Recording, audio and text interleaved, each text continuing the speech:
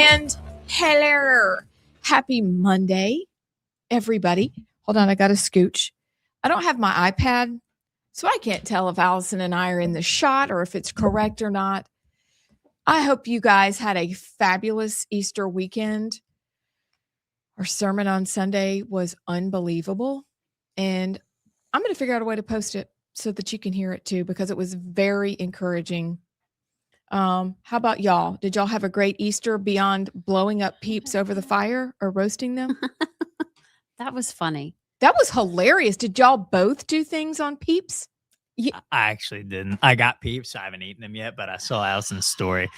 I was like, of course. Well, we went to the store. We were buying stuff for Easter to take to Grandmommy's house, and we walked by the peeps, and we were talking about Friday night. We should do s'mores after dinner. We had everybody at the house for dinner. And Jennings actually said, let's roast the peeps. And I said, that's funny. We just talked about that. Because we always put them in the microwave and I just would like to report that does not happen when you roast a peep over an open fire. Oh, it doesn't. So what happens to the peep? It just melts like a marshmallow? Nope. It's kind of freaky. Do you remember the Twitters of when they put the blowtorch on the Oreo and nothing happened? Oh, no. Oh, it was a little bit like that. It charred whatever sugar coating to a deep, dark, cancerous layer.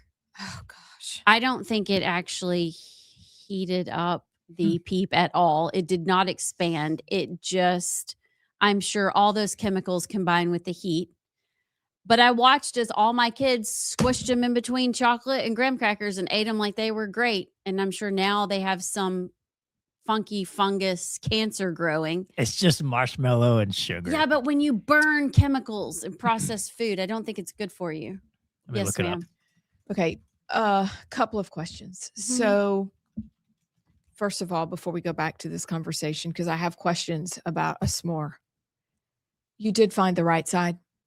I'm Amy Beth. She's Allison. He's JP. Oh. This is the right side. We blew straight past that, Abs. We blew straight past it, and I was like, oops, I got to go back. Hello, how are you? The right side, or as Allison says, the bright side. And we here at the bright side have a great day for you. We are going to catch you up on all the news that happened while we were away. We're going to do a segment with the three in the second hour.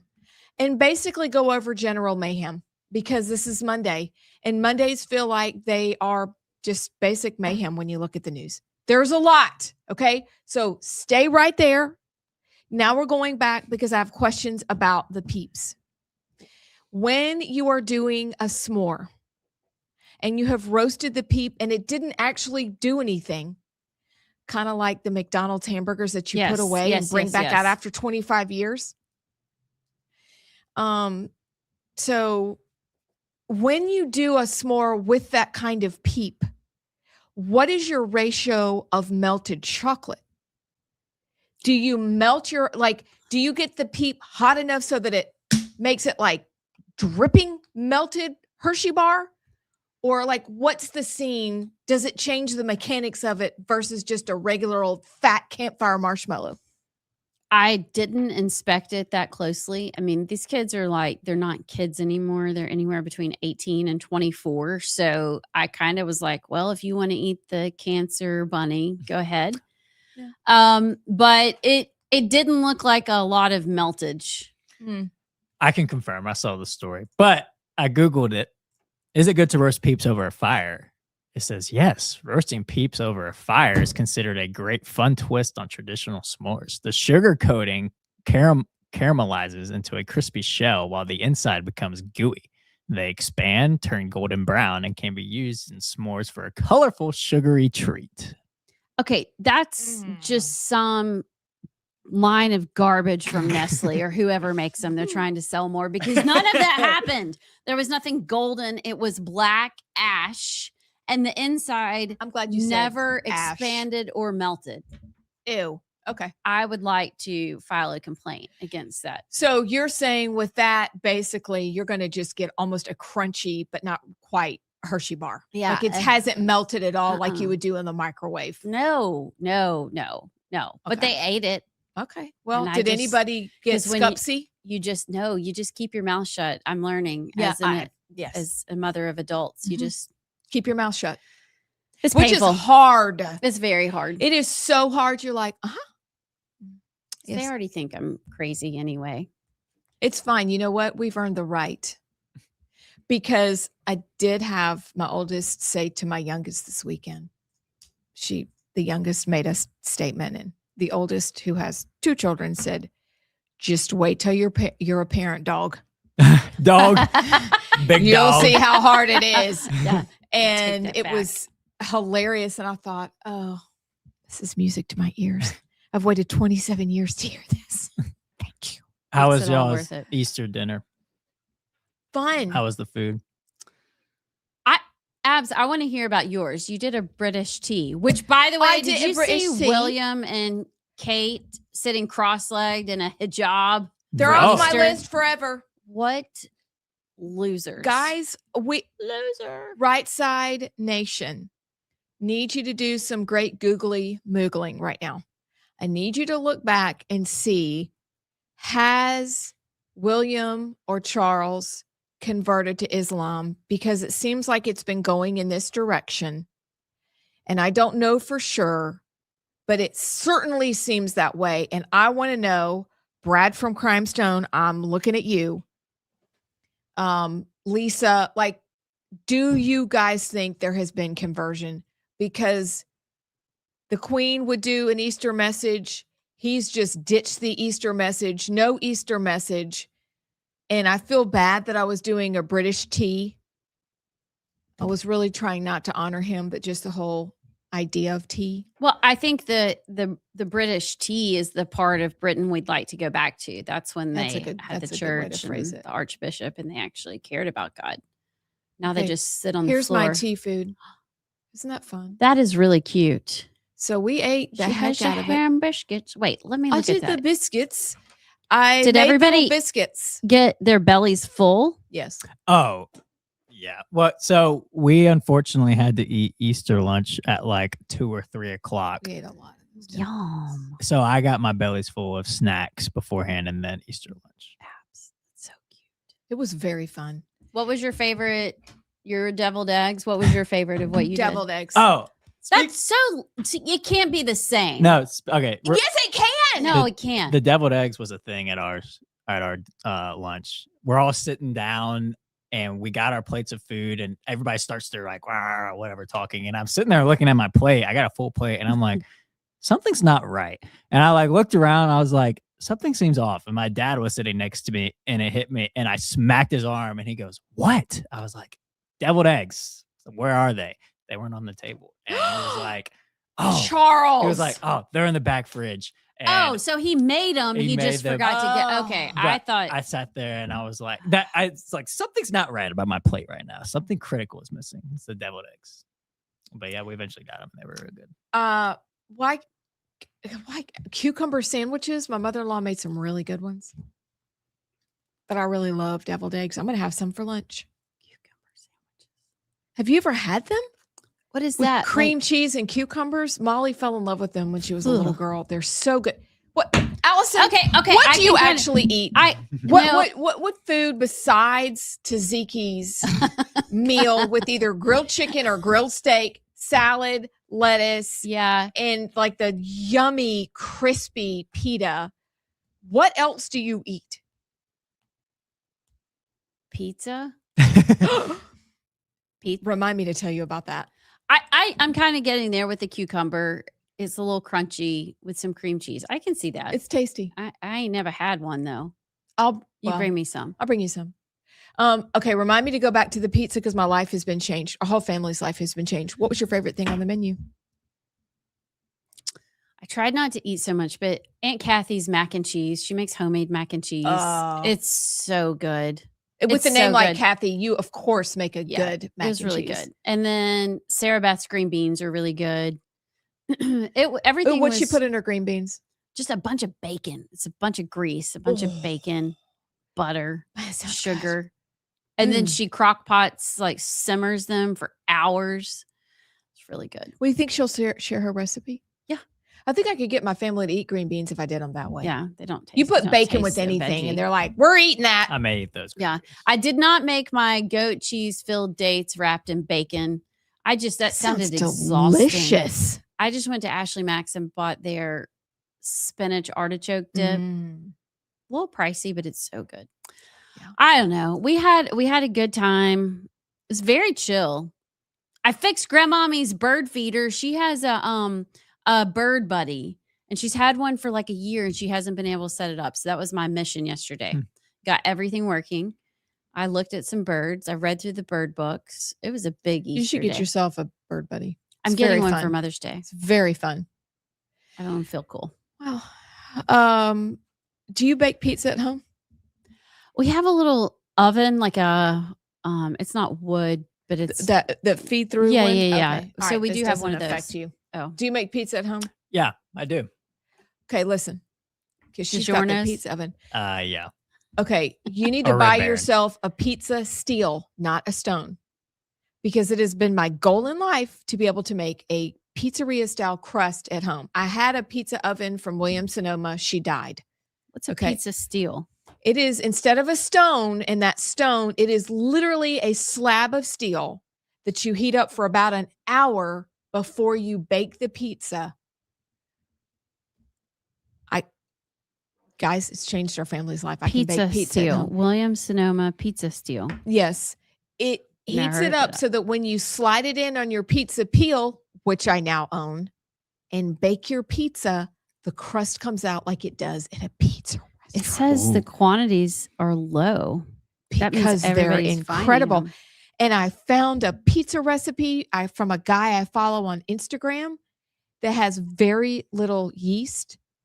Y'all, my pizza life has changed. I don't have to order out pizza anymore. Even my son-in-law was like, wait, show me everything you have. Yeah, I'm looking at the pictures of Dude. the crust from it. Life Looks changed. good. Yeah, it looks Pizza steel. It looks like they have a bread steel too. What? That's what she said. Okay. I am going to apply to be an Amazon person because I'm going to sell the heck out of these freaking Amazon steels. My pizza steel. My life has changed forever.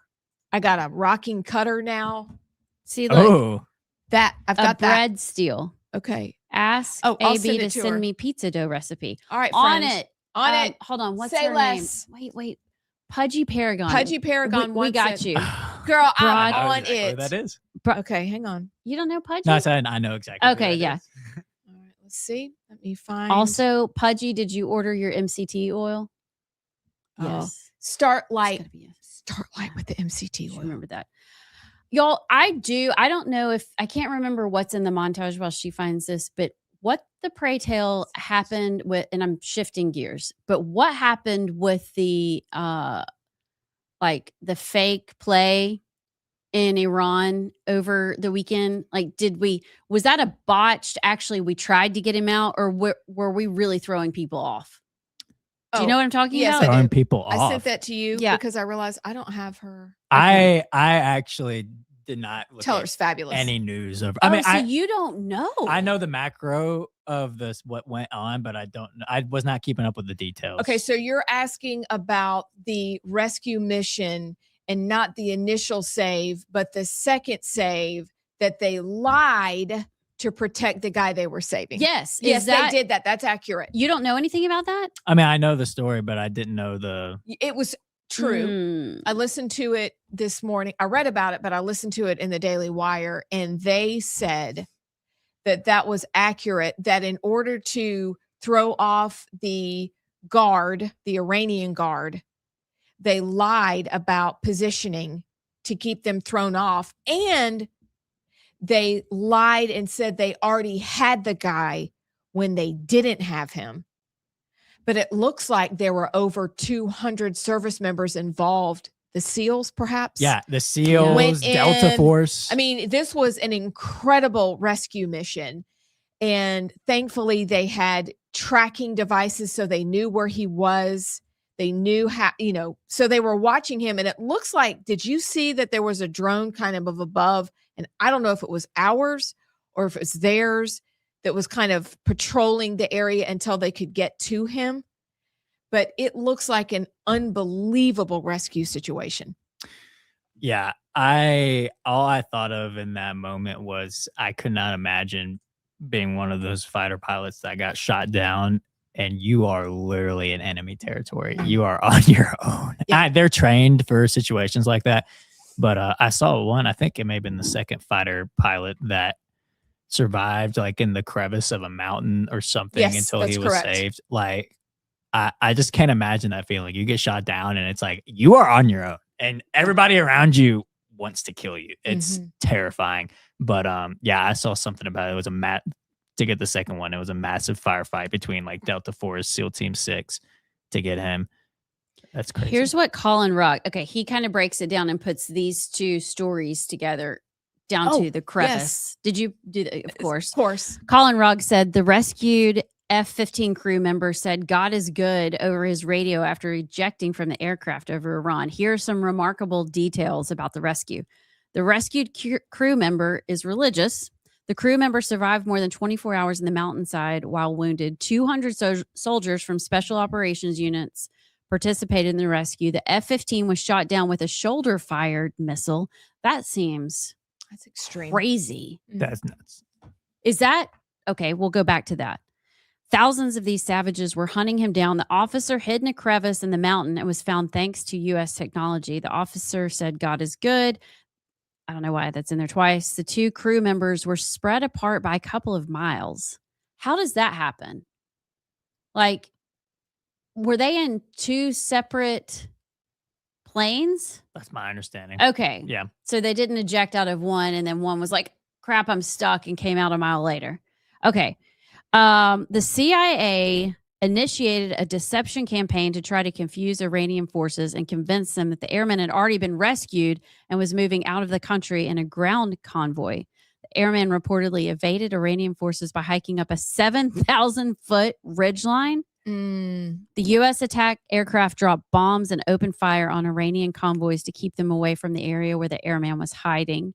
In a final twist, after the weapons officer was rescued, 2 transport planes that would carry the commandos and the airmen to safety got struck at a remote base in Iran. Okay, so that's where they were going in to rescue, and that's where the 2 helicopters went down. Okay, commanders decided to fly in 3 new planes to extract all the U.S. military personnel and the airmen, and they blew up the 2 disabled planes rather than have them fall into Iranian hands. Well, where did the helicopters go? Did we blow those up too? I thought didn't we blow those up or no? I saw pictures. They were already. So you think they crashed? Yeah. Well, and, where are all the crew people from? There were skulls in the picture. I'll just say that. They did not make it. At least this is what the pictures that Iran put out of the crashed helicopters. They were incinerated, charred, and. Oh my. Why is nobody talking about that? We need to do some Googling on this one. So because we I didn't lost know a about ton them. of people, but they made it sound like we didn't lose anybody. That's what I thought. We didn't lose anybody based on what I read and saw. But what do I know? But yeah, I saw pictures of that were put out of the crashed helicopters that were shot down, and yeah, you could see Ooh, a skull. So if you want to, if you I can don't handle wanna look pictures that like up. that, but yeah, that so. Wouldn't the media usually pick up on that and start talking about we lost Please hold. 14 helicopter operators, finding their names, getting them home? Yeah, I don't know. I saw it on X. So Well, okay, we're gonna look. We're gonna find this out, guys, because you're right. It feels odd not to know what happened. maybe that's purposeful. Maybe this is all a confusion deception campaign. You're right. And maybe we shouldn't. Oh, is that it? Okay, breaking. Hit during recovery efforts. Oh dear. Show more. Come on, show well, me that more. doesn't look. So maybe they blew them up. Maybe those were Iranian people that they. Oh, this is AI. They're saying that skull picture was AI. it is. They are saying that. Does not look AI. Hold on. But I'm wondering if they crashed them and then all the Iranians came and started running towards the helicopters. And then the U.S. is like, I tried. That was good. There That you was go. wow. They're like that. And those are Iranians Iranian. that They were from Iran. those Iranis, they got blown up. Maybe Yeah. that was a plan. It could be. I did see a lot of AI videos and pictures from the story over the weekend. I don't know. The picture of the crash wreckage did not look AI it could have been. I don't know. It's so hard because when it's in areas like Iran where it's don't really like really know. Yeah. rural areas, it's weird. But yes, I did see the crashed helicopters. I don't know how they would have survived that, honestly. That's just me. I don't know, but because there's been so much in regards to psyops with this whole thing, with the we've already gotten them, and then they were still finding them. Something more is going on. We got to dig because I need to know if that's real or not. But was the crash site itself AI as well? I don't know. I know Not just the that skulls? the I don't plane know. is what I thought was demolished. I didn't know about the helicopter. So We have to have a listener that can somebody tell us. Typing cat, in. let us know. Well, regardless, we had our first boots on the ground in this war Mm. to save the That's a good point. two JP. fighter pilots. And on the other side, we got to talk about Trump's deadline, his crash out on Truth. Did y'all see that? I'll be honest. It took me a minute to realize what he was doing. And then I was like, that's kind of funny, even though it's very. What? Yeah. I thought the whole thing was weird. I got back from church and I was not keeping up with the news all weekend, and I saw Trump for you. posted. What's this? And I read it. It's like, open the effing straight, you crazy whatever. Mhm. And he goes, praise be to Allah. And I busted out laughing. Yeah. I thought it was hilarious because some people were like, he said Allah on Easter. He was mocking. He was them. being like mocking the prophets of Baal. It was funny. I thought it was funny, although I was like, okay, he's unhinged and this is getting Yeah. ridiculous. But I was like, what? Is this real? And then I get to the praise be to Allah, and I'm like, dude, it's crazy. Like, can you just take out the cussing and just put that, because that was funny enough on its own. But absolutely, yes. Did he put out an Easter message? If Yes. so, I didn't see one. it got overshadowed by his crash out, as you call it. He did. I think I even saved it from. But he talked. Look, it's just amazing. Okay, the things that he can put out in a 24-hour period. Like, okay, buddy. Okay, lay off the Diet Cokes. I don't know. Is it in our montage? It is. Okay? So we'll wait. And I do think our clock is off. Is it? What time does it say right It there? says 10:23. Yeah, it's 10:23:44. Oh, okay. So we're not Oh. that far off. We We got got about some 10, time. 10 seconds till the music. I'm getting a little nervous. Oh, I am too. I think he's either getting, well, and now we have Pakistan negotiating the war. Like, what the hell, County? Mm. That is bizarre. So maybe it's justified. And he had some people hiding in crevices. I guess he was a little stressed. Yeah. I still don't know if I could say praise be to, I can't even say it. Anywho, we'll be back with the montage and more news. Time with Pamela Casey, candidate for Alabama Attorney General. Pamela started her career in the Attorney General's office in Alabama and became the Assistant Attorney General and then later on the Deputy Attorney General. Pamela then became elected District Attorney of Blount County and was reelected in 2016 and in 2022. In this interview, we discuss what makes her qualified for the role as Attorney General in Alabama and get to know her, her background, and even some fun questions just to get to know Pamela as a person. We hope you enjoy the following conversation with Pamela Casey. Welcome. We are joined by District Attorney Pamela Casey, who is also running for Attorney General of Alabama. Welcome. How are you? Good. Thank y'all for having me. It's a beautiful studio you have here. Thank you. So Let's just dive in. What qualifies you to be Alabama's next Attorney General? Well, I'm the only one in this race that's actually tried a criminal jury trial. I've actually, for the last almost 20 years, have been working on behalf of the state of Alabama, putting killers and predators and human traffickers in prison and protecting our families and our children. I've been in front of the Court of Criminal Appeals, the Court of Civil Appeals, the Alabama Supreme Court, all the federal courts, and really had the ability to handle any job within that AG's office. I actually worked there. That's where I started my career. Assistant Attorney General. I was in capital litigation, our death penalty cases, and violent crimes. So going across the state prior to getting elected DA. And who was the Attorney General? Was that Troy? Troy, King? Yeah. General King Okay. at the time. Okay. Wow. I did not know that. I didn't either. What do you think the biggest weakness in Alabama's criminal justice system is today? We do not have enough time for me to tell you all the weaknesses. Okay, we got about 3 minutes for this answer. 3 minutes. Number one, sentencing guidelines has kind of taken over prosecutors and judges' ability to sentence appropriately. So we have these repeat offenders that are continuing to get out. We really fill out a worksheet and you put a number and it tells me, is this a prison in or prison out? And I don't think the public understands this. It's not if you look at the statutes that's written, a Class C felony is a year and a day to 10 years. That's not the way the worksheets work. Your first offense, you are not going to prison, even if you break into someone's home and steal everything that's in their house. Under the worksheets, it doesn't work that way. So that came out in 2013. Those were voluntary, and I voluntarily didn't do them until I was told that I had to do them. And so I think that's one of the main issues affecting the criminal justice system right now is we can't put offenders, especially, and repeat offenders, if you look, somebody can commit multiple crimes before they're eligible to go to prison. And let's say you before they're eligible? Before they're eligible to go to prison. Nonviolent offenses, you got your burglaries, your thefts, your drug cases. And so what's even more frustrating, let's say you're in non-prison on the worksheets and you get out.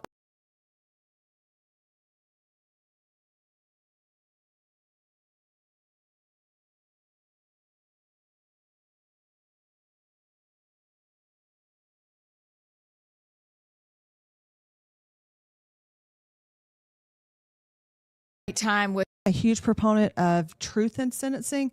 3 means 3, 5 means 5, 10 means 10, 30 means 30. And I think that would change our prison overcrowding.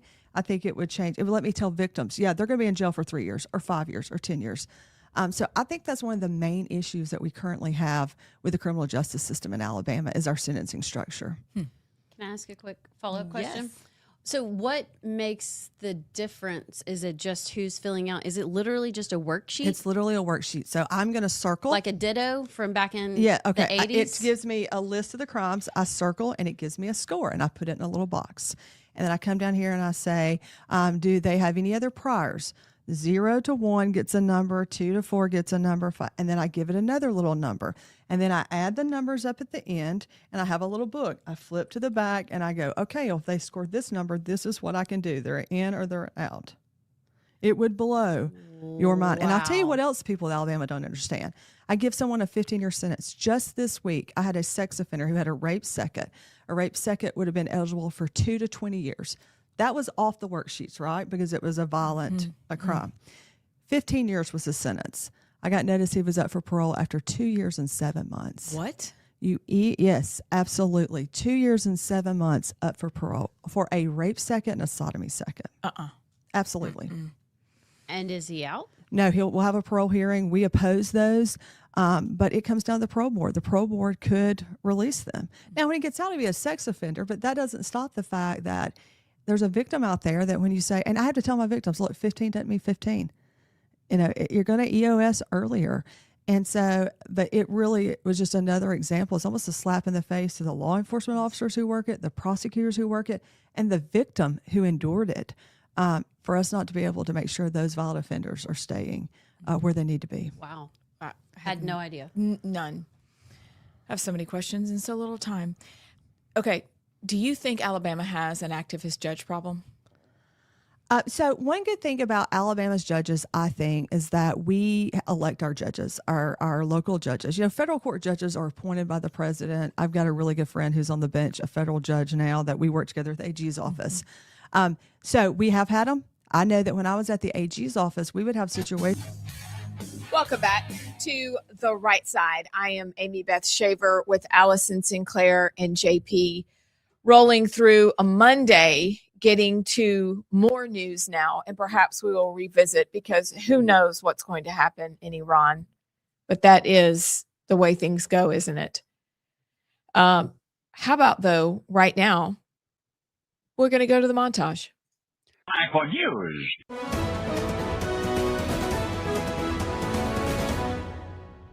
News can report that on Saturday morning, the CIA was able to locate and confirm this U.S. service member in a mountain ridge south of the city of Isfahan. And within 12 hours, we can report there were U.S. Special Forces on the ground inside of Iran rescuing this U.S. service member. And I saw Trump's Easter message to Iran about open the strait, you crazy bastards, or I'm blowing up your bridges and power plants today, which they did. And then using that, F word, and then talking about Allah, praise Allah, Allah's great or whatever. When I read the Bible and I look at all of the amazing things that were done for us, I think as we go into Easter Sunday, thinking about, all the cultures all around the world, whether you celebrate it or not, whether you believe in God or not, this is an opportunity for us to remember where we are, who we are, and that we are the same thing and that we got to get through this together. Your fellow Tennessean Congressman John Rose says that Leader Thune should be removed as a consequence of the little act that you just described. I've said that for quite some time now, Matt. I think that it's time to start moving on with these guys. They're not going to do what they said they're going to do. We got the majority over there. They ought to act like it. Good morning. Welcome to Today on this Monday morning. We are so glad you started your week with us, and it is good to be home. Yes, it is good to have you back at home. Well, here we go. Ready or not? Yeah. Let's do the news. Yes, so good to have you back. Did y'all see Savannah Guthrie first day back today? Yeah. The whole thing's weird. Okay. Weird. Can we talk about that one real quick? Did y'all Yes. see her Easter video? No? No. Oh my gosh. Do you have it? I do. Let me pull it up. Can you play it? Yes. Let me Okay. find it.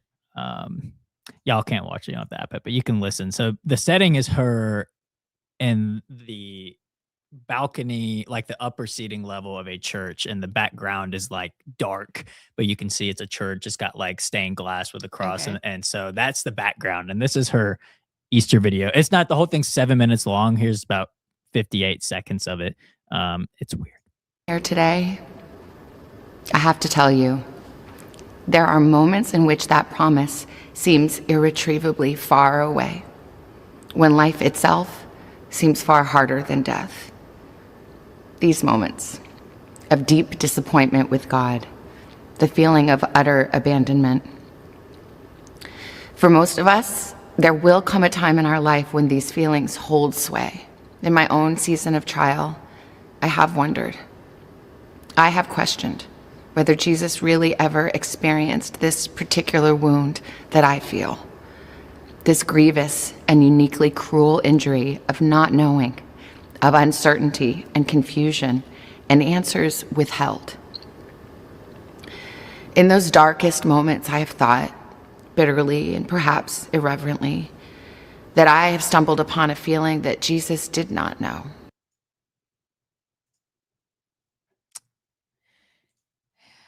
Except the Bible says he does know. So, like, we've all been there when somebody has died, perhaps unexpectedly, as in our lives.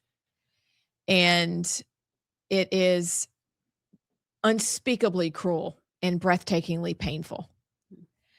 But the Bible tells us that he is acquainted with our sorrows and suffering. And he is a high priest who understands. And so I understand the grief is speaking for her right now, and it hurts. But we might consider not saying those things to the world while you're grieving. Because what we do when we're in grief is make the grief about us instead of about the person who's gone, and instead of about a God who does know, because it says the word is God cannot lie. And so I think that she'll look back on that and go, ooh, why did I post that? Maybe I should take it down. Mm-hmm. Well, and we shouldn't spend much time on this because there's Iran and all the other stuff, but I don't know. I've felt those sort of things before. Like life is hard, and I agree. You have those feelings when you're going through the darkest moments, and I have sympathy for what her and her family are going through. But to go through the effort of getting in front of a camera and in a church and go through all the hoops and ladders to put up that video, and there was no but Jesus, but the hope, it was nothing but while you're celebrating your Easter, I'm sitting here wondering if Jesus even cares. I don't know. There was no, I just don't get the point of doing that video other than look at me. And like I said, I have sympathy for genuinely for what her and her family are going through. But the message was a little self-serving, and getting in front of a camera and doing it in a church, it seemed off to me.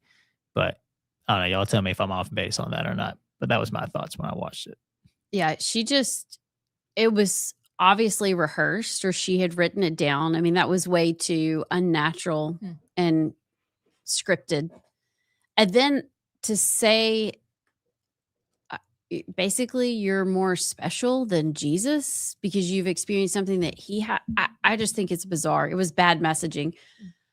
Everybody grieves differently, right? That's what we're supposed to say when things look odd in those situations, which actually is really true. And I can say everybody grieves differently, but I don't know what the point was. Yeah. Maybe she just needed to do it for herself. I'm glad she's back. Mm-hmm. I mean, it's hard, but at some point you have to move on. You have to jump back into life, whether it's for your kids or your job or your family or just yourself. But where are we in that? I mean, I haven't heard anything. It is Nothing. amazing to me It's very, very odd. that the FBI has pretty much got nothing. I mean, we started out poking long sticks into a septic tank. Yeah. Yeah. And now we got nothing. I don't know. That's what I thought too. It's like it really makes you okay. Well, A, either the story is not the story, or B, I've lost a lot of faith in our FBI. Probably both. Yeah. So in America, you can just snatch up the mother of a very public figure and then just disappear and get away with it. That is scary. When the guy was on a Ring camera, and so like you're telling me you can't put pieces and puzzles. I don't know. It's been so long. It's been months. I just am shocked that there's nothing. So that leads me to believe that maybe the story is not the story. That may be the cynical side of me, but I cannot believe our FBI has got nothing been this long. Yeah, that's what's weird. Is now, of course, I know that the downed pilot was wearing GPS, but they still got to him in Iran. Mm-hmm. And this poor woman's mom is just vanished. This is very strange, but maybe she just died and we're not going to know the answer. And it's going to be one of those 40 years later, you see people getting arrested, or that horrible Long Island killer who'd been operating for years before they found him.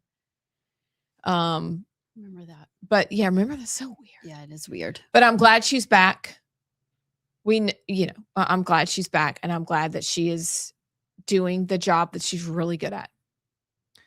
But it's also, as you're talking about all the capabilities we have, did y'all see that the toilet went out again on Artemis 2? I'd be like, take me home. What's the funniest part of that? Did you hear? It went out again. It went out again. And you're like, we went to the moon in 1969. We landed people in the moon, and now we can't get a functioning toilet. And they had to rotate That's what I was gonna say. Spacecraft towards the sun to help melt it. That's where we are. Wait. Are you telling me? Yeah, it was frozen. That it was which function, 1 or 2, that broke? Because I'm sure it's all together.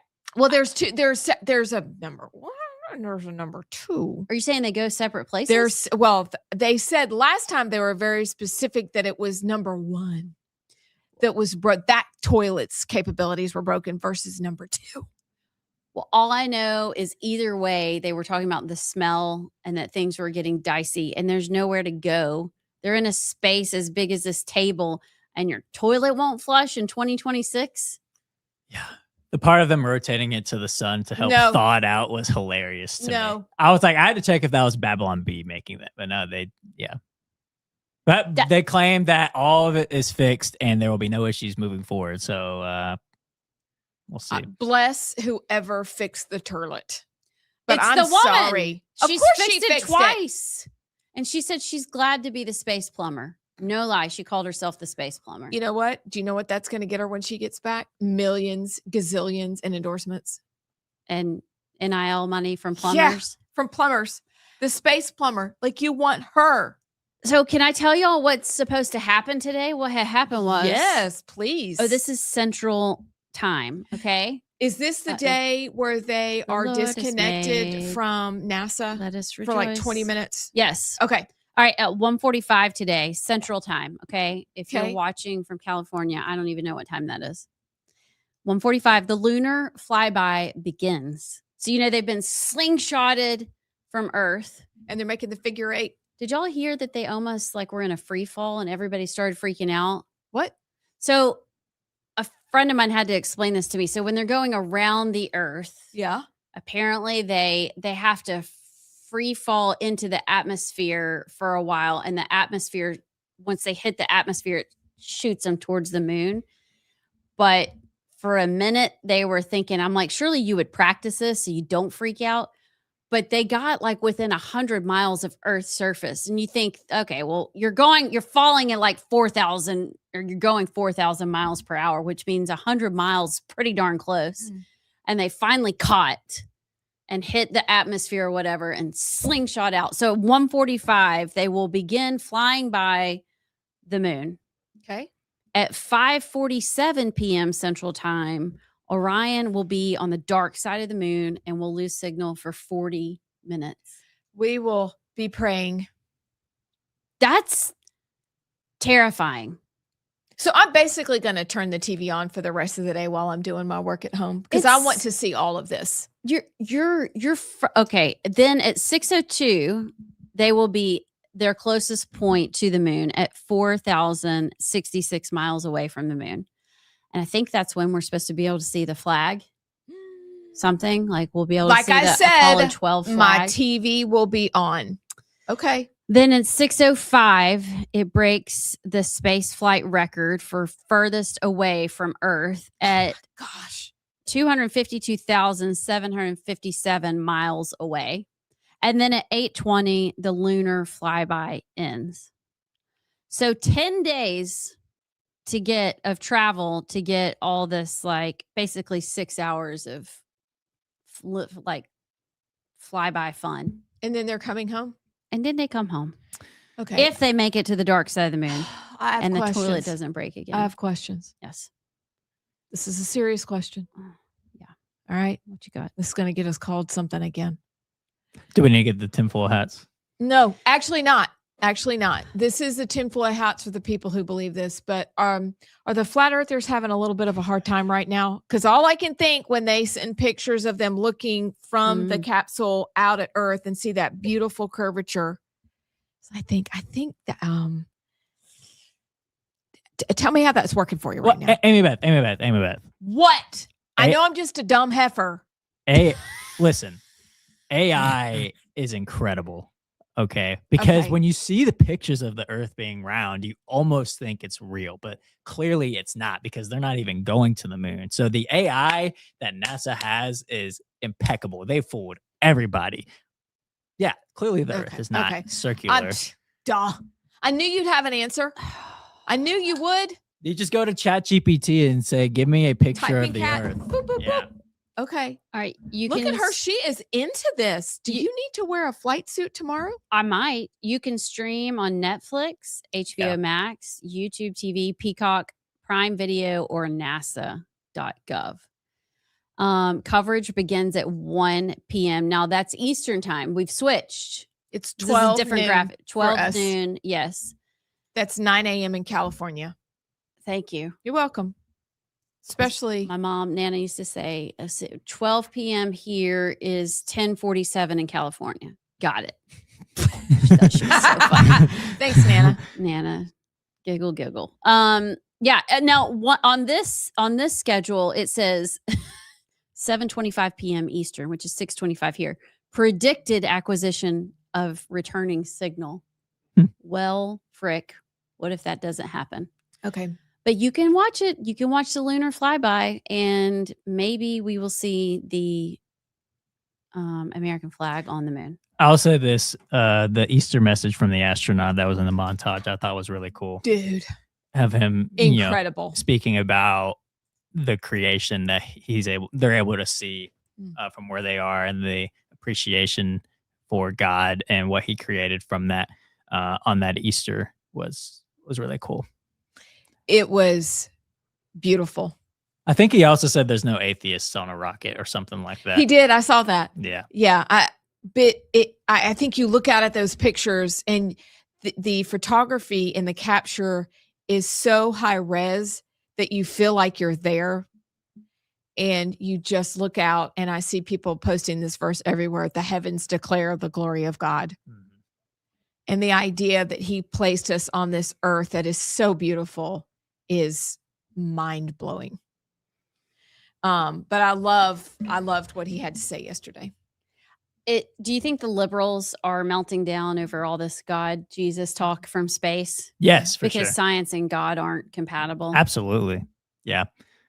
Can I do a little something about, I might need my tinfoil hat for this, but did you all know that Artemis appears in the Bible in Acts 19? I can see what you're reading, so I can't answer. Artemis was a major Greek goddess associated with fertility, nature, and protection. In the city of Ephesus, she was worshipped as a powerful local deity. Her temple there, the Temple of Artemis at Ephesus, was one of the 7 wonders of the ancient world. The apostle Paul travels to Ephesus and begins preaching about Jesus. This causes a major conflict. Many people convert to Christianity. Local craftsmen, especially silversmiths who made idols of Artemis, start losing business. Then a riot breaks out. Artemis worship was tied to the economy and identity of Ephesus. But anyway, Artemis is biblical. That's pretty cool. Yeah. It's you guys, you want to go to It's in there. we should go to Greece together and then go to Ephesus. Chris was sick that day, so I said we need to go back. That For it. city it really is pretty incredible. And then to see the Temple of Diana, which is near where where Artemis was worshipped, is just kind of in ruins now. And to think this used to be one of the 7 wonders of the world. You just think, isn't that interesting? How was Chris sick that day? He had the flu. I mean, I remember that. It's remember? a rhetorical question, but like, come on, Chris. Yeah, suck it up. He gets sick missed wherever Artemis. we go. But that is just super Do you have cool. a picture? Yeah, I'm looking. It's super Looks cool. like a bunch of That's rocks. Corinth. How do you know the is, difference? Whose skull was that?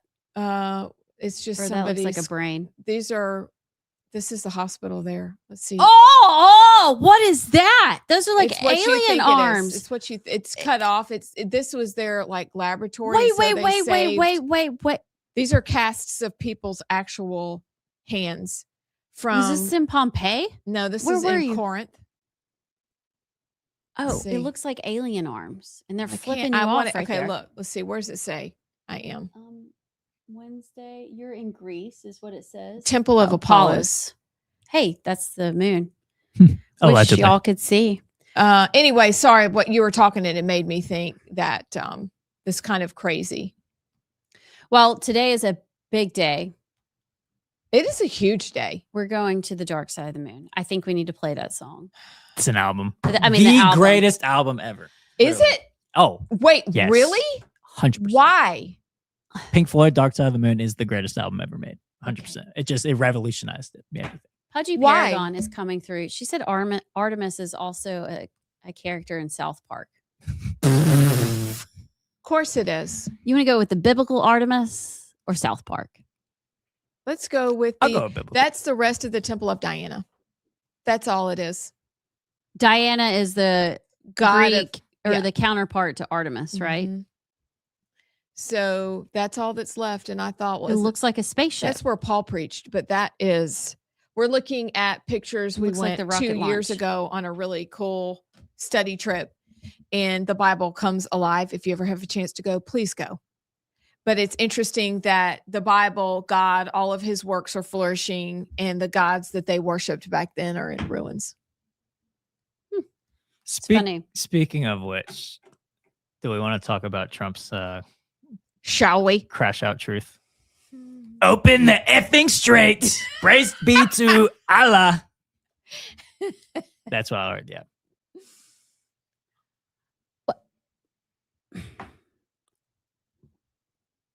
Allison? I'm kind of at a loss. Like, part of me giggles, and then part of me is like, what the heck? This is our president.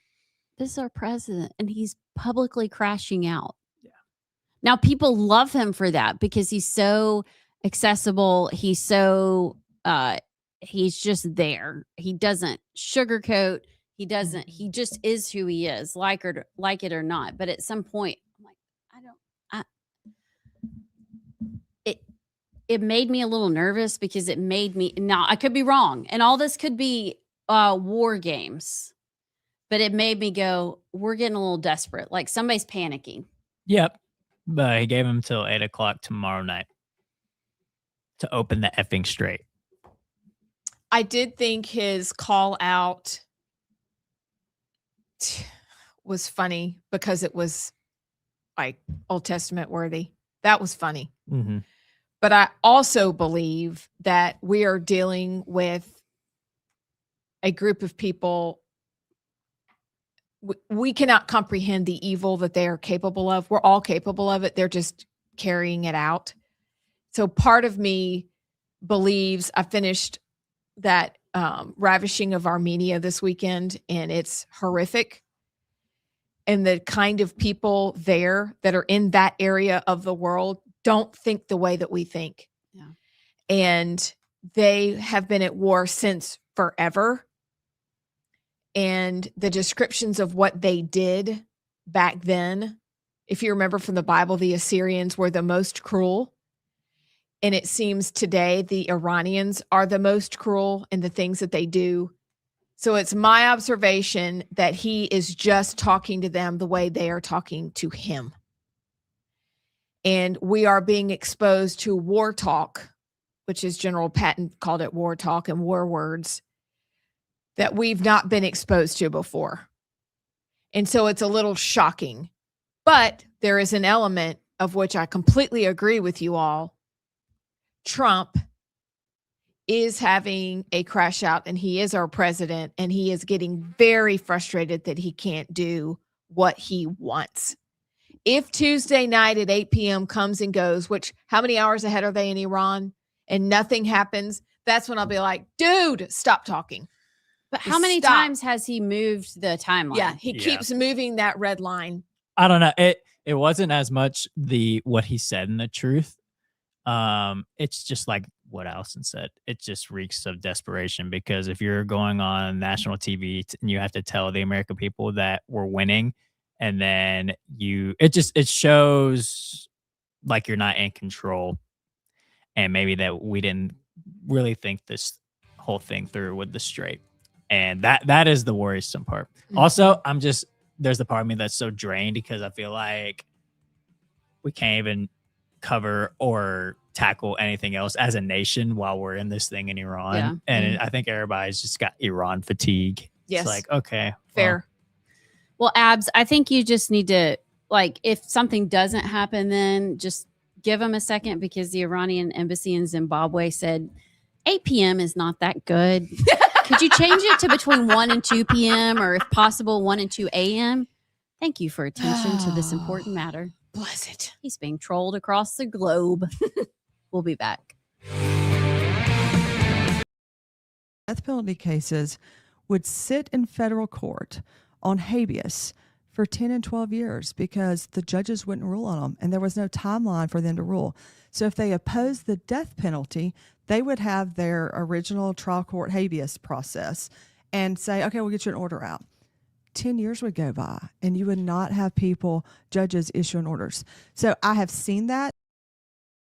Y'all have heard us talk about Inspire Advisors, how Paul Breyer and his team at Inspire Advisors will help you grow your investment portfolio while also screening out companies that don't stand for conservative Christian principles. Paul and his team are experts on what they call biblically responsible investing. And for a limited time, they're hosting a free class that you can register for. Check out the class and register for free at moneypatternwealth.com. It's godly, it's conservative, and it's financial freedom. Again, go to Inspire Advisors at moneypatternwealth.com. Check them out and tell them you heard about them at Rightside. Courts, not so much in the state courts because we elect our judges. They answer to the people. They know that in 6 years, they're going to be up for an election.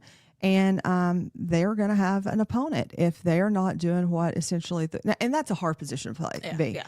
You know, my father-in-law was a judge for 20-something years, and he said, if you do your job, if when you leave, both sides are mad at you, because that means that you were fair. Because one side didn't leave super happy, and the other side super upset, and that the public, generally speaking, half of them will like you and half of them won't if you're doing the job right. I like that. That's good. We should remember that in general Truly. in life. Yeah, we should put that on the quote board. You need a quote board. We do. Like, there's so many things that have been said in here. We're like, we should probably write that down. You need to write a book. I wish I'd started at the beginning of the campaign trail. Writing all the stories. A local defense attorney said, Pamela, keep a journal. I'm a writer, and I wish I could have, because, you know, it's like this. It's a Yeah. It's not too late. Oh, Lord, I'd have to take forever to catch up. You can just start today. You got plenty of time left. Yeah. May 19th is, I mean, the next few months are going to be insane. We're watching what's happening in Minnesota. What tools does the Attorney General's office have to combat illegal immigration and kind of keep us out of what's happening in Minneapolis? So I've got so many things to say about that. So I don't think that people understand. Let's say, for example, law enforcement pulls over an office or pulls a car over, and they go and guy says, I don't have a driver's license, but I have my social security number. And you go back and run it, and let's say it comes up. They could be actually a foreign national. They could be here legally and could have an Alabama driver's license. You get a social security number. So you get all those things. There's a lot of tools that we need to have in place in Alabama to assist our law enforcement in attempting to combat illegal immigration. Okay. So Alabama, the AG's office can work. You're the top law enforcement officer, right? You can work with those agencies across the state, and you're working with your federal partners to identify potential areas where you believe there could be pockets of illegal immigrants. Look, I think we all agree we're not against immigration. What we want is legal immigrants to come to our state to participate. So as AG, we're going to make sure we're training our local officers to understand and identify those people that are here illegally, and also to notify federal partners. There were years, especially as DA, that you would call the feds and call the feds and call the feds. Hey, I got somebody here, And it would take forever to get somebody with ICE or an ICE hold to come and pick somebody up. And so we've seen that transition during the Trump administration to where it's a lot easier to get our federal partners to pick up people here who are here illegally. I'll never forget prosecuting a human trafficking case for somebody who was here legally, right? Yeah. And they kept saying, just let us deport him. Let us deport him. The defense attorneys did. And I said, no, I owe a duty to all the children in the world to not put him back out on the streets. And so I think as AG, you do a really good job working with law enforcement, identifying that and understanding what the tools are. Yeah, and the public's got to understand that law enforcement has a role to play. They're not the big bad boogeyman. You know, I always find it interesting. Half the people think law enforcement's big bad boogeyman, and the other people appreciate what they do. But when these people have a problem and they call 911, who do they expect to show up? Law enforcement. Yeah. And they want them to help them. Yeah. And I tell people all the time, law enforcement's understaffed, underpaid, and overworked. And they are the people putting their lives on the line for us every single day. And, you know, you see those decisions that are made spur of the moment. It's hard. It's hard to wear a badge. It's hard to make. I've seen that for almost 20 years talking to guys. And people are leaving the force. I've got local people who are leaving because it isn't worth it to them anymore to be dragged through the mud if they make the wrong decision at the wrong time or what's perceived to be the wrong decision. Well, pivoting from that, let's talk about election integrity. What are the non-negotiables for election integrity? Well, let me tell you what I discovered over the last 2 weeks. We just indicted a gentleman in Blount County for a non-U.S. citizen voting in our elections. He had voted 9 times. Did you know that when you go to a restaurant, everybody, and I've kind of had this debate on. Hello. Welcome back. You found the right side. What do you mean we're back? Nobody told me. Allison, What? we're back. We're back. So Jack. we're doing a show. Jack. Okay. JP, Yeah. I'm not abs. I can't multitask and see your point. I'm So sorry. you have to yell, Sinclair. I got you. Okay. All right. Look, couple of things. So in the second half of the hour, we will do the 3 with our stories.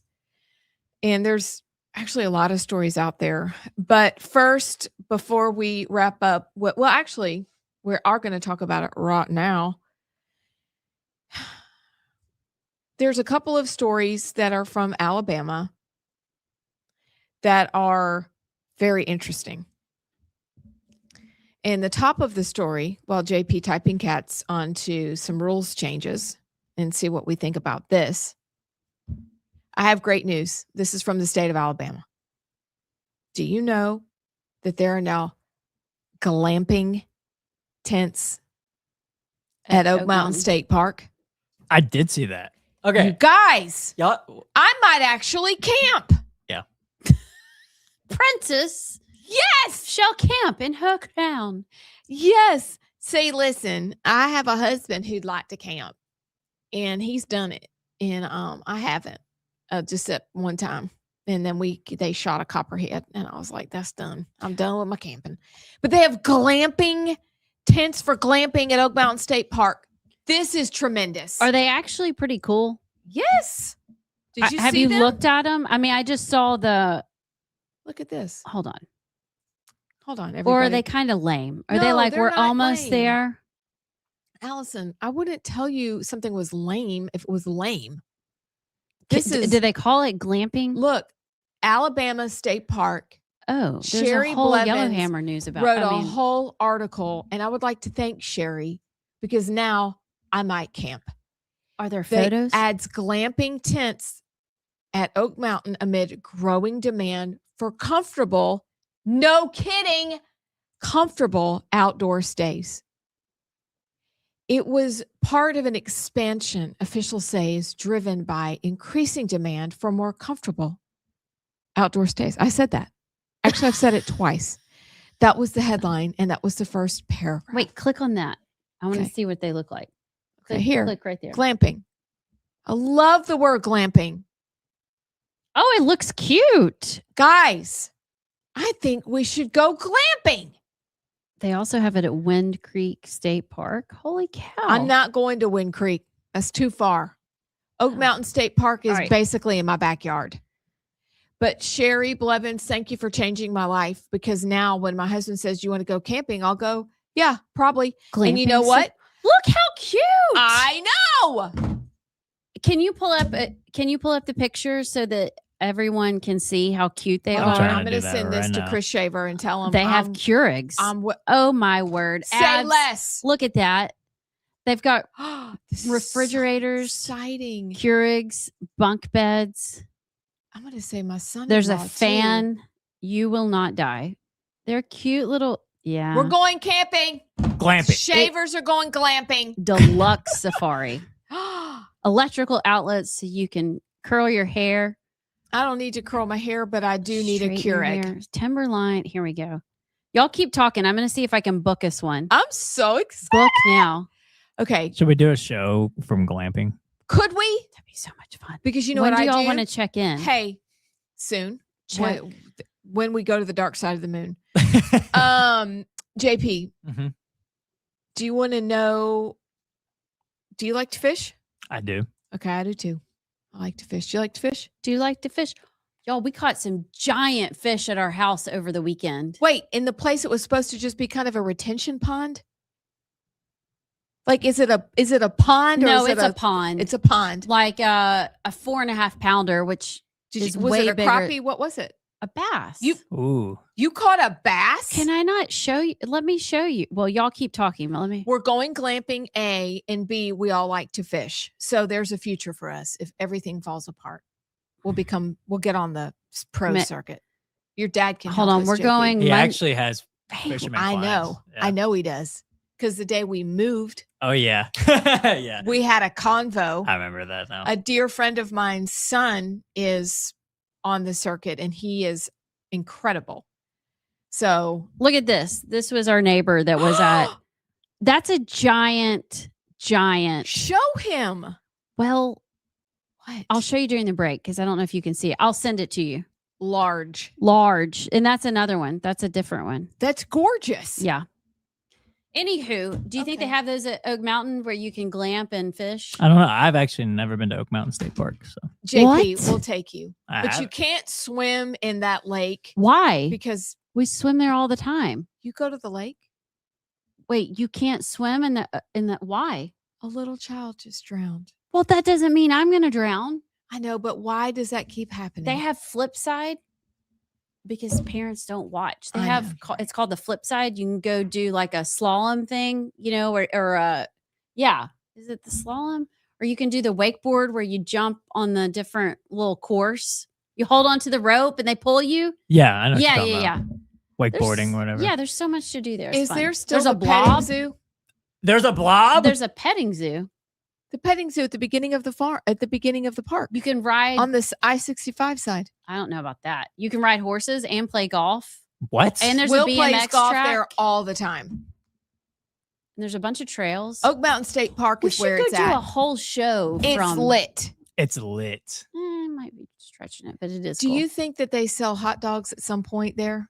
Because if they sell hot dogs, I'm ready to go. Well, if we glamp, you can just. Oh, and they have the nature preserve where you can take your animals, because we've done that. If you get like an injured bird and you take it up to the reserve, they'll take care of it. So, It sounds like the all All right. right, you got to go. Anyway, JP. we're going to go glamping. Thank you, Sherry Blevins, for the story in Yellowhammer. We're going. Maybe Sherry wants to go with us and other friends from Yellowhammer. I don't know. I think it'd be fun. Maybe we'll see yellowhammer birds. Mm-hmm. Um, Anywho, what else do we have? Yeah, Alabama. a big story. Yeah, a northern flicka, Flicka. whatever that means. It's a what is it? Woodpecker, actually. So, all right. Next, after the glamping tents, I didn't read the story. I just saw the headline and wondered, JP, if you would have a little bit of info about this. Greg Byrne was in favor of ending some kind of SEC championship game. What? Did I you didn't see that? No. Also in Yellowhammer, we need to do some investigating. I don't know. I read that, but I don't know what that means. Okay, I didn't either. I didn't know. And then finally, JP's story about, and I don't know where this is, but I heard it. The Alabama Senate is changing the rules to give the lieutenant governor less power. And Sam Gavan is in support, saying it gives power back to the legislature. I need y'all to break this down for me like I'm in fourth grade civics class in Alabama. What does that mean? What kind of power do we have now? And what kind of power will we have in the future? What does a lieutenant governor do, and what won't he be able to do after this? Well, this is from Alabama Daily News. This is what they did. The Alabama Senate now has a new standing committee. The president pro tem has more authority and the lieutenant governor has a bit less. And if a senator calls for a bill to be read at length, he or she better be prepared to stand for the duration of it. It says they approved these rules Thursday quickly with no discussion. Arthur Orr introduced the changes on Tuesday and they passed unanimously Thursday morning. It says, let's see. That allows the president pro tem to preside over the Senate if the lieutenant governor, the usual presiding officer, does not arrive within 5 minutes. 5 minutes of the appointed start time. Or 5 murdered. Sorry, I'm trying to read too fast. In the House speaker gavels in the chamber each day. It says it also allows the pro tem, not the lieutenant governor, to recommit bills to another committee. the House Speaker also has that authority.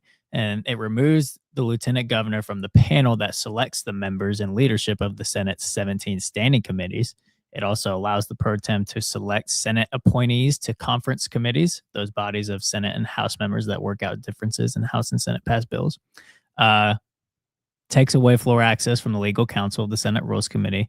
So pretty much, and then make it easier for the pro tem or bill sponsor to bring back for debate and vote a bill that has been carried over.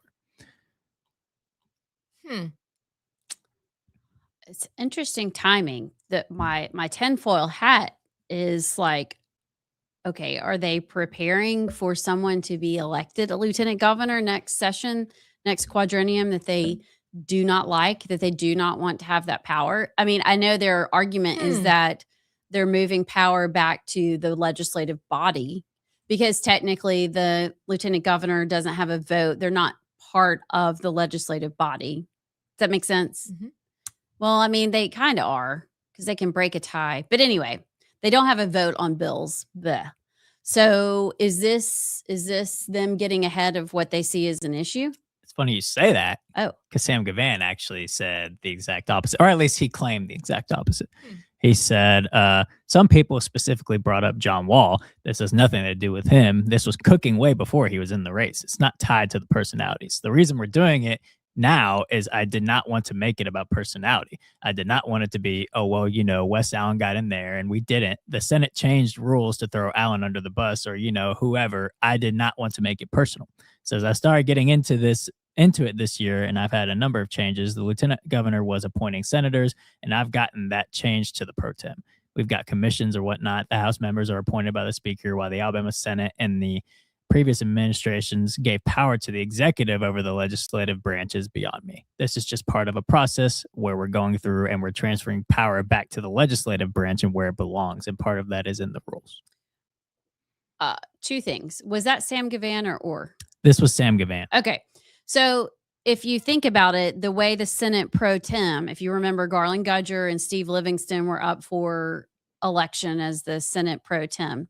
It is elected by the caucus, by the Republican, basically the caucus. So Sam can say that, which we needed rules changes. I mean, because right now the way it is, Singleton and Smitherman can hold up everything. The legislature, the Senate is terrified of them holding up all their bills because of the way the filibuster is. They can clog up the system, and that's what they'll kind of use in their defense when things just can't pass at the end of session. But the Democrats have way too much power under this rule package, which actually Sam Gavan talked about when he was on here. He was like, we need to look into changing the rules. But what they just did, whether it's because of Wall or because of Allen or because of Tankersley, whoever, it doesn't matter. It's like circular. Since they elect the Senate pro tem, they will only choose the Senate pro tem that will do their bidding. Yeah. They took out a checks and balances there. They took out, do you see what I'm saying? Okay. Yeah. Now, I don't know enough about the proceedings. Maybe we like that. Maybe we don't. I need to look into it. But whether he says that or not, that's what they did. Because the caucus doesn't elect the lieutenant governor. Yep. The people do. Yep. But you're giving power to someone that the caucus elects, which means you're just consolidating power to yourself. Oh, okay. Does that make sense? Yeah. I don't know if I explained that. No, well. yeah, No, you it did. makes sense. And so then my question is, well, then is the lieutenant governor still responsible for tie breaking? Yeah, I think all that's is still there. he still there? So, I mean, But there's basically, never going to be a tie. That's lieutenant stupid. governor, it is kind of crazy, is basically the vice president, right? Yeah. I mean, so what else, though, will he do if that's the case? They just weaken the lieutenant governor's position greatly. That's what I thought. Because now it doesn't have the, what I thought. from what JP's saying, they can't appoint to committees. That goes back to the Senate pro tem. So he can appoint all of his besties. Yeah. Do you know what I'm saying? Yeah, it is weird.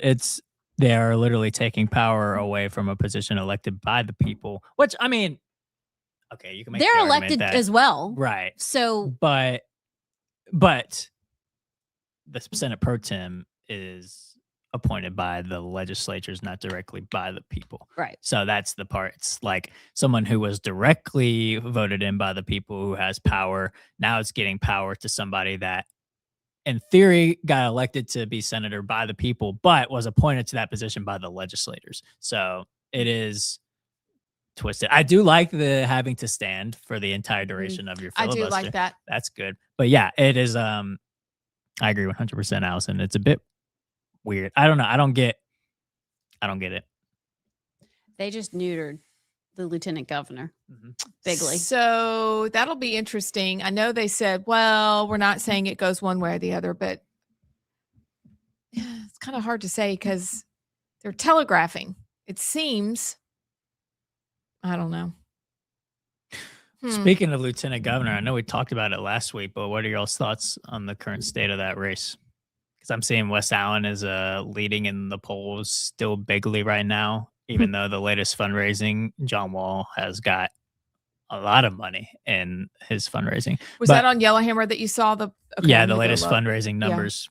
Yeah. I just haven't heard a lot recently about that race, and I don't know. I know we talked about it last week, but I'm kind of surprised that John Wall isn't currently in the lead big. I mean, he came in with a Trump endorsement, but that's a big race. Like that's a big position, the lieutenant governor, even though they took away some of their powers in the Senate. I mean, that's number 2 behind the governor. And I feel like it hasn't been getting a lot of attention lately, but I don't know. What are y'all's thoughts? Current state of that race?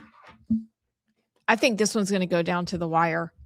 And I don't know. There was so much even last week made of polls, of knowing what polls were real, what polls weren't real. I don't know. I don't think we're going to know until really close because this is a time when they begin to tighten up. It does look like Wes Allen's running away with it, but I'm not sure that that's going to be the way it goes.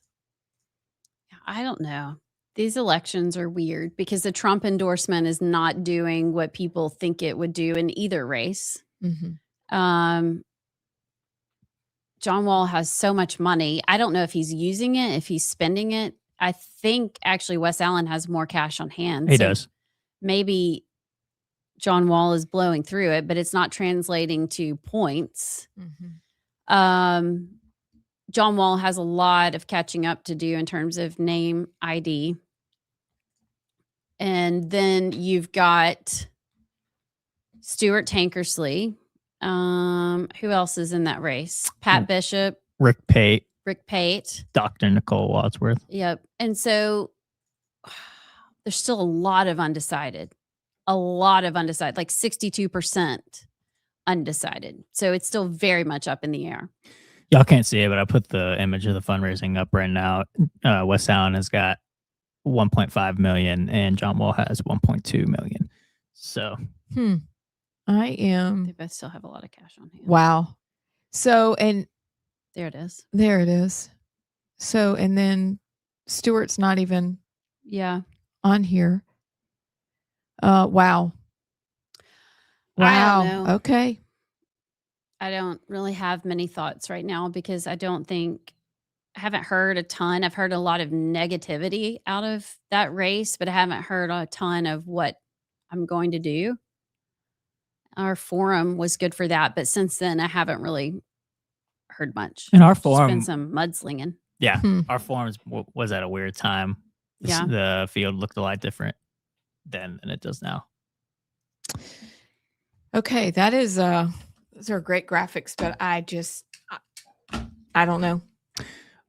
I don't know what's going to happen. We'll see. We shall see. Have y'all seen that our friend Ernie Yarbrough? Kind of ironic.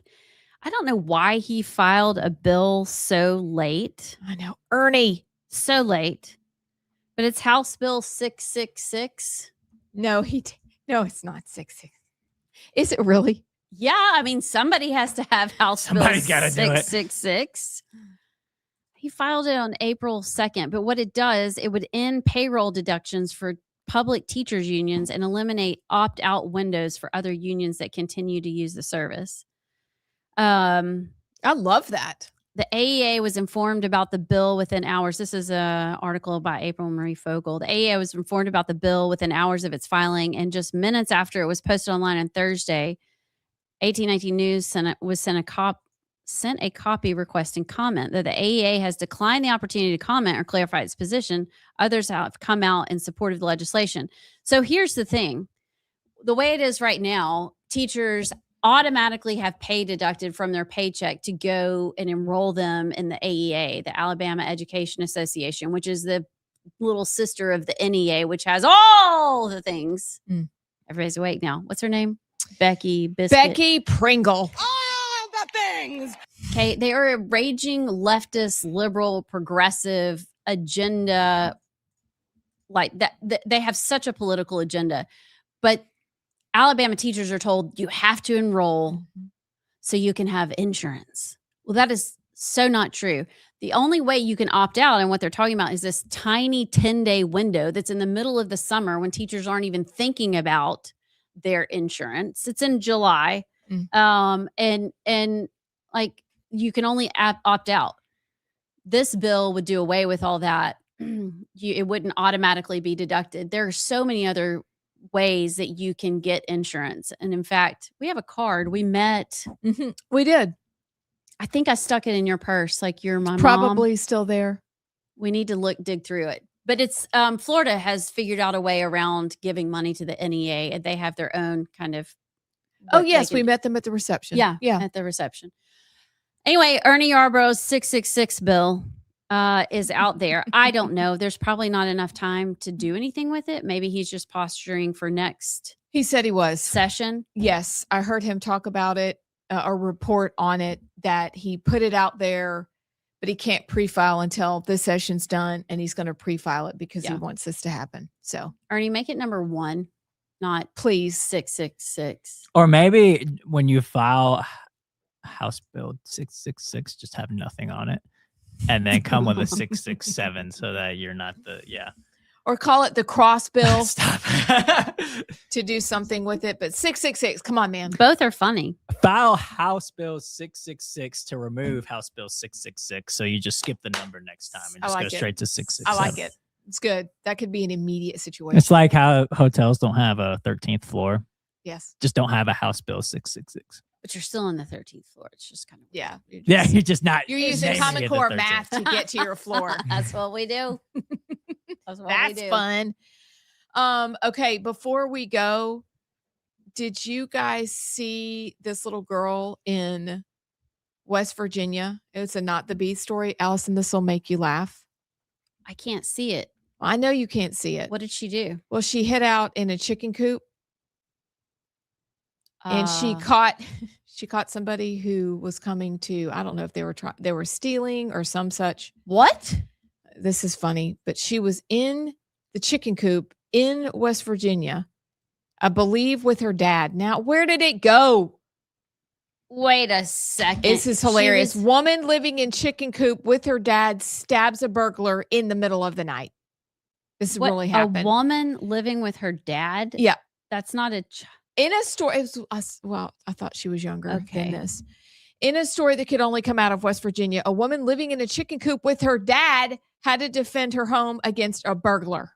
Is the home the chicken coop, or is there a home? I think it is.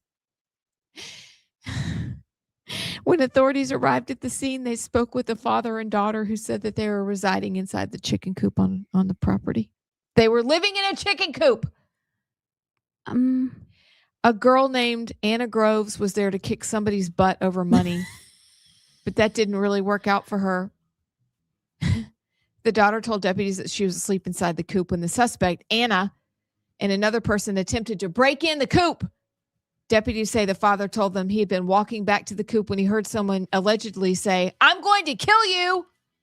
She was caught, so she wasn't able to kill the girl living in the coop. They were living in a chicken coop. Okay, hold on. That's weird. Well, were there chickens in the coop too, or was it like an empty coop? Well, let's look. I don't know, but it's one of those headlines. Wait. She was charged with a felony burglary charge for breaking into it. Anna Groves. I'm going to kick your butt. Anna was charged. Girl, it wasn't worth it. A chicken coop. It wasn't worth it. It, of course, came out of West Virginia. Of course, I'm from Tennessee. How can I even say that? We'll be back.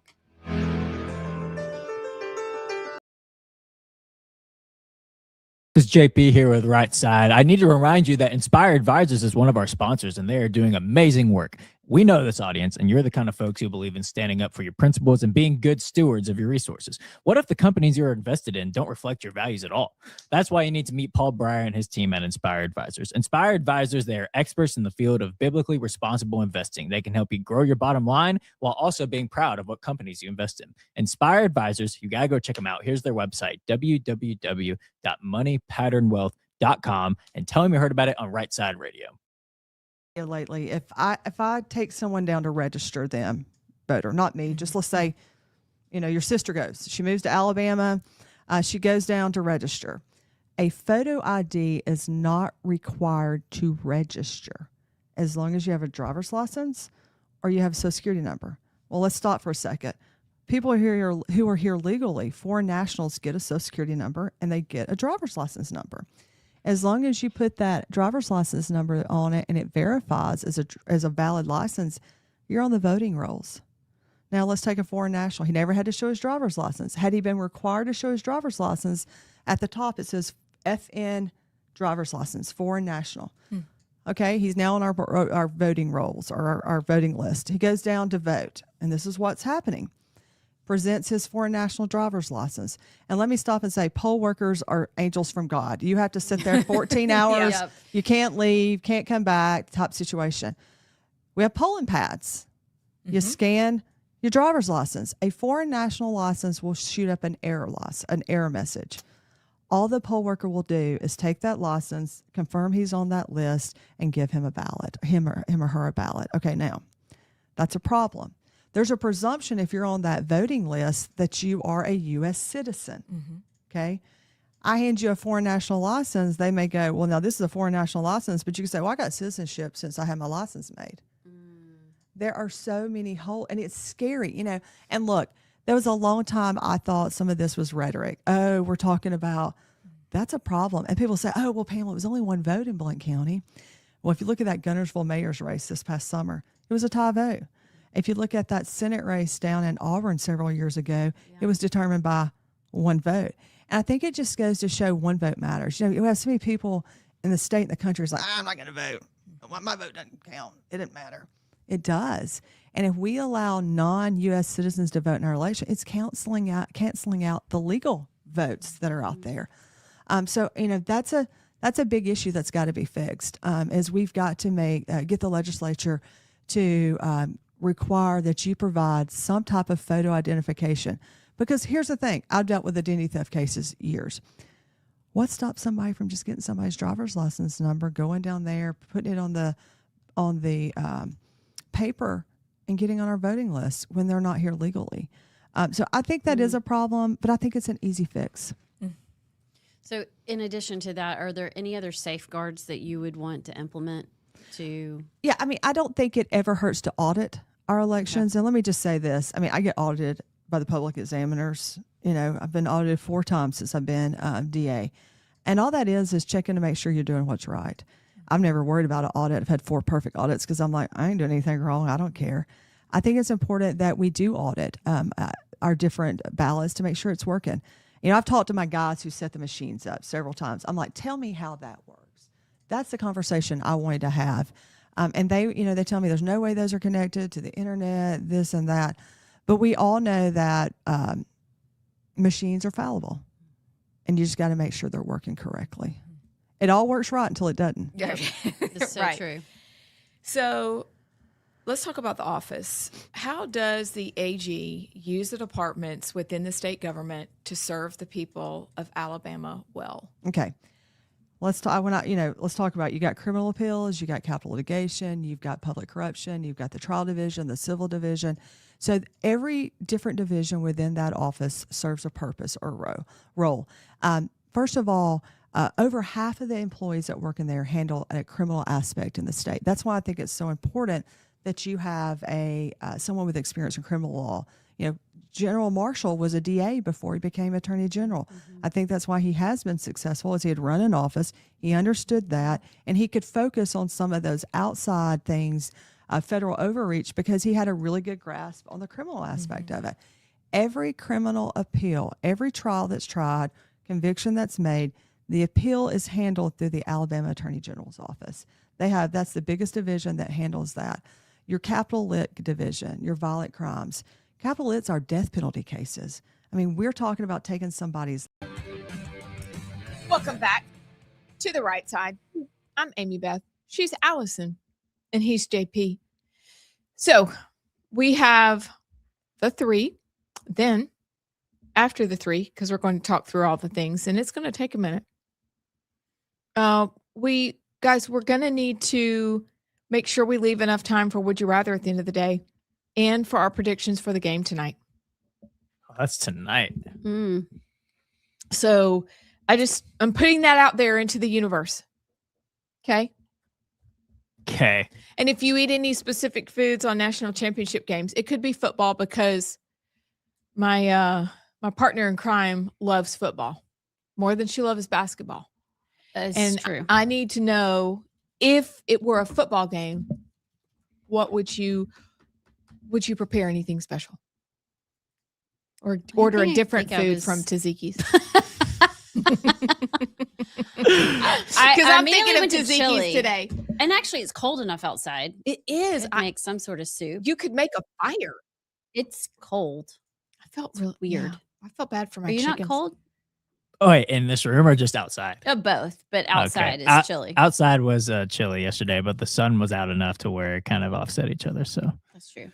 yeah, it was in the 50s when I walked out of church. I just have to say, I don't know if we want to talk basketball now, if we want to do text, whatever you want to do. But I will say, on our little app, it does a prediction, like who's predicted to win. Have y'all checked into that? No. Have you looked at it? I'm never doing another bracket again, ever. Okay. We'll talk about it tomorrow. Let me just say, another bracket. I think this year was my worst bracket I ever did, because I'm normally pretty good. I won $100 in high school with senior year. We did a senior year group, and I won. And this year it's been bad. That's what they all say. We'll check into it tomorrow. Sure. I got sources, so they can tell the truth. Okay. Okay. All right. So, but before we get to any of that and make our predictions at the end of the show, do you want to do text first? I know Mrs. Sinclair had asked you about that. We have a couple of texts. Brad from Crimestone talking about the Alabama legislature. He says, why does Alabama have a bicameral legislature? The U.S. Senate makes the U.S. legislature more federal, less democratic. The Alabama Senate doesn't really do that. So why do we have one? And then he says, yes, there are fewer Alabama senators than representatives. So senators represent broader districts than representatives. But those districts are not really similar to states, because in theory, states are cohesive popular units with distinct popular characters / interests. In contrast, Alabama's Senate districts appear to be largely arbitrary, with nothing that ties the citizens of those districts together. That was a deep thought from Brad. Wow. I get what he's saying, though. Makes sense. Yeah. Well, okay, wait. What's he saying in your brain? I mean, what he's saying, like in the Senate, the U.S. Senate, each senator, obviously, like Maine, Alabama, Texas, they're broadly different from each other. I get Whereas that. Yeah. in the state Senate, the bigger units are not that different. Whereas as representatives, they are a bit more different. But with the broader of the Senate, of the state Senate, does that make sense? It's a bit different. They're more in common with each other than like U.S. senators. And right. But does that mean that just because they're less different, that we shouldn't? It's almost like, have what's them? the point? Yeah. Okay. So, but I mean, okay. Marengo County is very different than Coleman County. Right? Mm-hmm. Perhaps. So don't you need different? Right. But I guess what he's saying, like, that's kind of what the House is. So he's saying the House takes care of all that. It's like the House and the Senate. I get There's it, no okay. distinct difference enough for there to even. And yeah, when you have moments like this where they take away power from the lieutenant governor just to give themselves more power. It's like, what's even the Mhm. point in the, that at least that's how I'm understanding it, which Interesting. I guess the checks and balances part of just having another body check and balance. check and balance. That was good, Allison. Sounds serious. Yeah, it does. Okay. Anything else? That was a deep. Okay. That was the main text about our That was conversation is deep. good. That was really deep. Thank you, Brad. Brad. As always, bringing the heat. I'm getting ready to sneeze. Oh, goodness. What is up with me sneezing lately? No. Is it the pollen? Watermelon, watermelon, watermelon. Look at the light. No, that makes you sneeze. Oh, dear. No, it doesn't. I thought it did the Looking opposite. at the light makes you sneeze. Oh, interesting. Okay. Don't look at the light. Keep going. Don't look at the I'm gonna light. close my eyes. Do you want a Twix bar? I got a mini one. Can somebody else do the 3 first? Okay. All right, JP. Are you ready for the 3? Oh, wait. I had the channel turned off. Sorry. We'll do that again.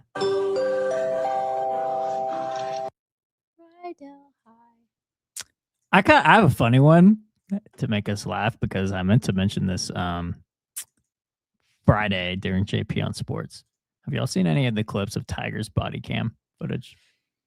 Wait, and we don't have our iPad today. Do tell. I only saw him walking away holding his fan like, I'm talking to the president. That's what I was just about to. That's all I saw. It is one of the funniest body cam footages altogether that I've ever seen. I know how to solve this. You want me to text you the No, link? yeah. Aren't we live right now somewhere? Oh, I'm looking at myself. Oh, my hair is bad. Oh, let me turn it down. Okay. So Look, Abs. Oh, hi, us. Oh, the hair. I'm going to play this clip. This one has become the most viral from Tiger's body cam, and then we'll discuss. Mr. Woods, get you to hang out down here with us, please. Thank you so much. All right. You got it. All right. Thank you. Bye. We're in a little bit of a delay. Just keep you down here with us, please. Yeah, I was just talking to the president. Uh-huh. Trying to get away from Yeah, I was just talking to the president. Sorry. Okay. Wait, is that it? That's all you're going to show us? That's the funniest clip from it. Do you think the reason, if he were actually, I've thought about this, you know, he's dating the president's ex-daughter-in-law. That's right. I forgot about that. And so because he's dating the president's ex-daughter-in-law, did you think he wanted to call him to say, listen, you can trust me with your grandchildren? Because they had a bunch of kids. They had 5 kids. Yeah, the Secret together. Service had already cut him off from driving the kids. Yeah, it was after. I don't know if it was after, but the report came after that. He is banned from the Secret Service from driving Trump's grandkids. Yeah. So, see? Do you think that's like your grandkids were not in the car? Because listen, it's Tiger Woods. He can get around it. He can get around the ban. Yeah. This is my question. Do you think he panicked and picked up the phone to talk to Trump to try and, I don't know, like that, was it his initial reaction to call President Trump, just skip to the front of the line and talk to the president because he's about to get in trouble? You think that's what he was doing? Yeah, he was not on the phone with the president and he happened to wreck and just casually walk away. He probably was like, holy crap, I better get ahead of this and let him know I'm okay. It wasn't that big of a deal. He probably focused on the condition of the car and his body a little less than what his brain was functioning like, because aren't there other videos of him in the car like looking up? I feel like I see him playing with his hands like really weird. If you've seen one of the sobriety tests, it was something like you do this and you count each time you clap your hands, like go 1, 2, 1, and he was like 1, 2, 1, 2, like it was bad. And there's another, I think, where he was like supposed to do this, and it was just not good. It was not good. Really? Yeah, it was bad. The videos are funny though, because I was just on my phone. I looked up and I'm flipping the car over. Yeah. Okay, no, if you look at his mugshot, he was on Mars. It was bad. What was he on? Probably ketamine. Painkillers. No, not ketamine. I kid. Painkillers. He's going to treatment for painkillers. But he is? Yeah, he's going to Switzerland. Oh. And he's That's had where his first wife was from. Yeah, well, his first DUI Elin? was She was really pretty. his first DUI was drugs, and he passed the alcohol blood test, so he was on pills. 2 pills like fell out of his pocket while he was standing there. Did y'all see that? They're like, what are these? And he's like, oh, they're just like Percocet. That's tragic. Okay, whose Please get help. DUI footage was funnier, Justin Timberlake or Tiger Woods? I thought Tiger Woods was so funny. I don't know why. It just was I'm talking to the president and his he was dressed like he was going to play golf or something, and then just like the sobriety test video. I thought it was hilarious. I don't know who said you need help, but probably it was the Donald. Yeah. Who probably after that, his first words were, "I'm glad you're okay. You need help." And that was it. Although I would have said, "Hey, could you show me that phone call that you just were on? Like, does it say Donald Trump? Like, what does it say? DJT? What does it say?" That's what I would ask for. Oh, there's another part of it. He had his security go back and break the back window of his trunk to get his clubs out, because apparently his clubs were in the car when it wrecked and you couldn't open the trunk. I did see that. I didn't know what they were getting. And there was a funny moment where the putter that Tiger used to win like all but 3 of his majors were in his bag, and his manager was showing the cops, and the cops were like, "No way, dude." Like, this is history right here, while they got Tiger in handcuffs in the back of the car. Oh. Bless it. It's funny. But not funny. Bless it. Well, Tigers. Okay. All right, buddy. I genuinely hope he gets the help he needs. Switzerland's pretty. Apparently, very pretty. Switzerland's got some treatment for this that our FDA hasn't approved yet, and that's why whatever it is, do it. Maybe it's Please. mushrooms. I mean, psilocybin. Yeah. Did y'all just say that at the exact same time? Little microdosing. It's supposed to work wonders. Yeah. It's not legal. Allegedly. Well, Allegedly. Okay. Who else? Oops. Who else wants to go? Well, I lost my story when I had to pull up our stream. Hold on. Here we go. Okay.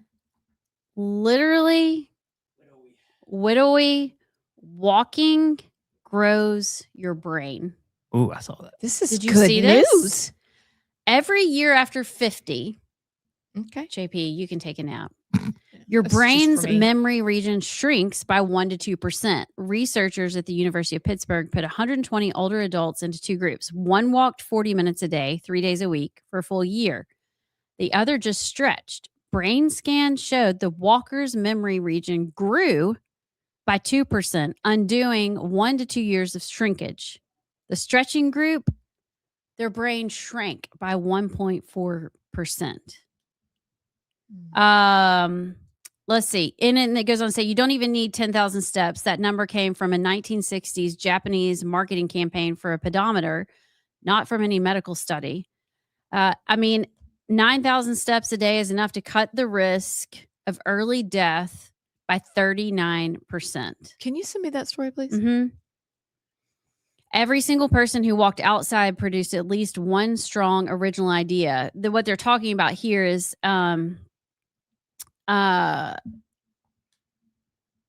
this is funny. It says it changes how you think too. Walking changes how you think. Stanford tested 176 people on creative tasks while sitting and then while walking. Creative output jumped 60%, even on a treadmill facing a blank wall.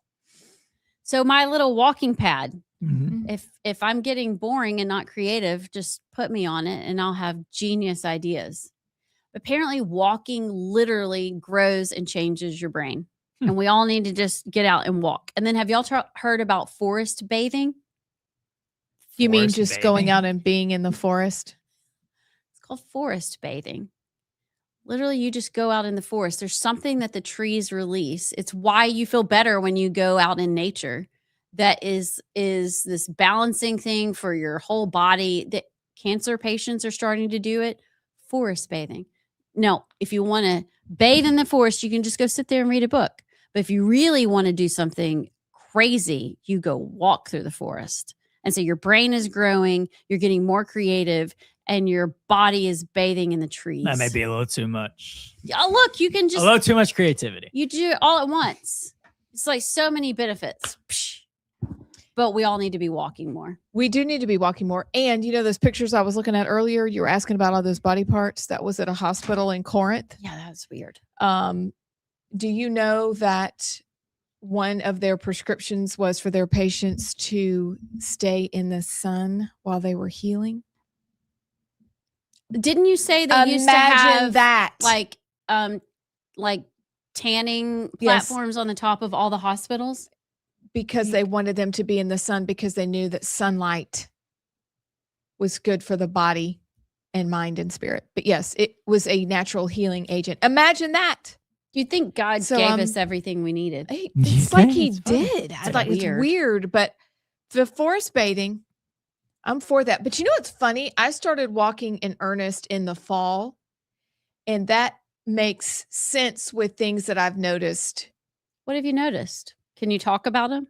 I have noticed I genuinely started in about September because I noticed that the girls in our neighborhood that are a little bit older than me were extremely fit, but they walked for a very long time.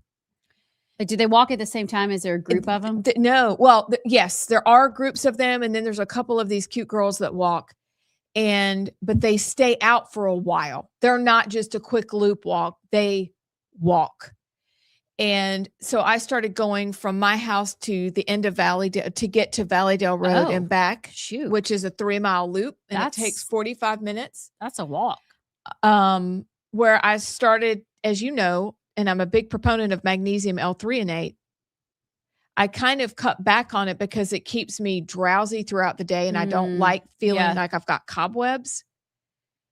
But my thinking, you think better outside. I feel more creative, and I didn't realize that is probably why. So as I've cut back on the threonate, which really helps hold thoughts, I don't need that as much because you're walking. I'm walking at least 3 days a week for at least 3 miles. That's impressive, Abs. That's crazy. That's crazy. Because I've been tracking it. Because if I track it, then I'll be more disciplined about it. That's so interesting. I don't lie. I want to tell the whole. No, you don't lie, girl. No, you don't. She don't lie. I can't do treadmills though. Yes, you can. You can see. hate Here's how you do the treadmill. treadmill to make it fun. You do it on a 12% incline, and you do it at 3% at least. If you can go between 3 and 4%, which is also really good for our heart. You're talking about miles per hour? Yes, you can. So very high, 3% for at least 20 minutes. 30 minutes is ideal. That's a fun way to walk. And you can just go up and down and put it to 3, then up to 4, then back down. Don't run, but you can really get your heart rate and do basically sprints. Basically, you could run much faster than me, but try that. That's fun. It's the being outside part of it. You like being outside. Yes. Yeah. I love running. I go through spurts where I probably don't do it enough when I get busy, but it wasn't that long ago. I would run 4 miles every day, but it was being outside. That's the whole intrigue of it because you feel so much better, in crazy? nature. Yeah. And you don't really need a study to tell you that. You just intuitively know it. You're like, when you're stressed, what do? You're like, I just got to get outside and walk for a minute. Mm-hmm. Yeah. I think your body knew. It's like we're designed. This one needs the glasses, friends. Oh gosh, what are you about to talk about? I have great news. Great news. Okay. So, we're watching what's going on in Iran and we see the people, and we don't necessarily want to be involved in a regime change. We want the people to fight for that because we want them to be equipped. Right. But as you know, they are a rules for me, not for the culture. So if you're at the upper echelons of leadership, as in all good Marxist organizations or communist organizations, the upper echelon get to do what they want. Of course. Meanwhile, they'll beat the crap out of women. They'll kill you for not wearing your hijab, not keeping your hair covered, driving, like you name it. The Iranian regime has done it to women, period. However, the niece and grandniece of slain Iranian General Qasem Soleimani were living lavish lifestyles in Los Angeles, clubbing in Miami, partying in Vegas, and enjoying Hollywood, all while the mother promoted Iranian regime propaganda, celebrated attacks on U.S. soldiers, praised the IRGC terror group, and called America the Great Satan. Thanks to Secretary Rubio, though, his swift action in canceling their visas and revoking their green cards, both women, by the way, dress in barely anything at all. It would get them killed at home if they were an ordinary Iranian girl. That was like OnlyFans. No, it's these two girls of very high level people. Their visas, and they've revoked their green cards.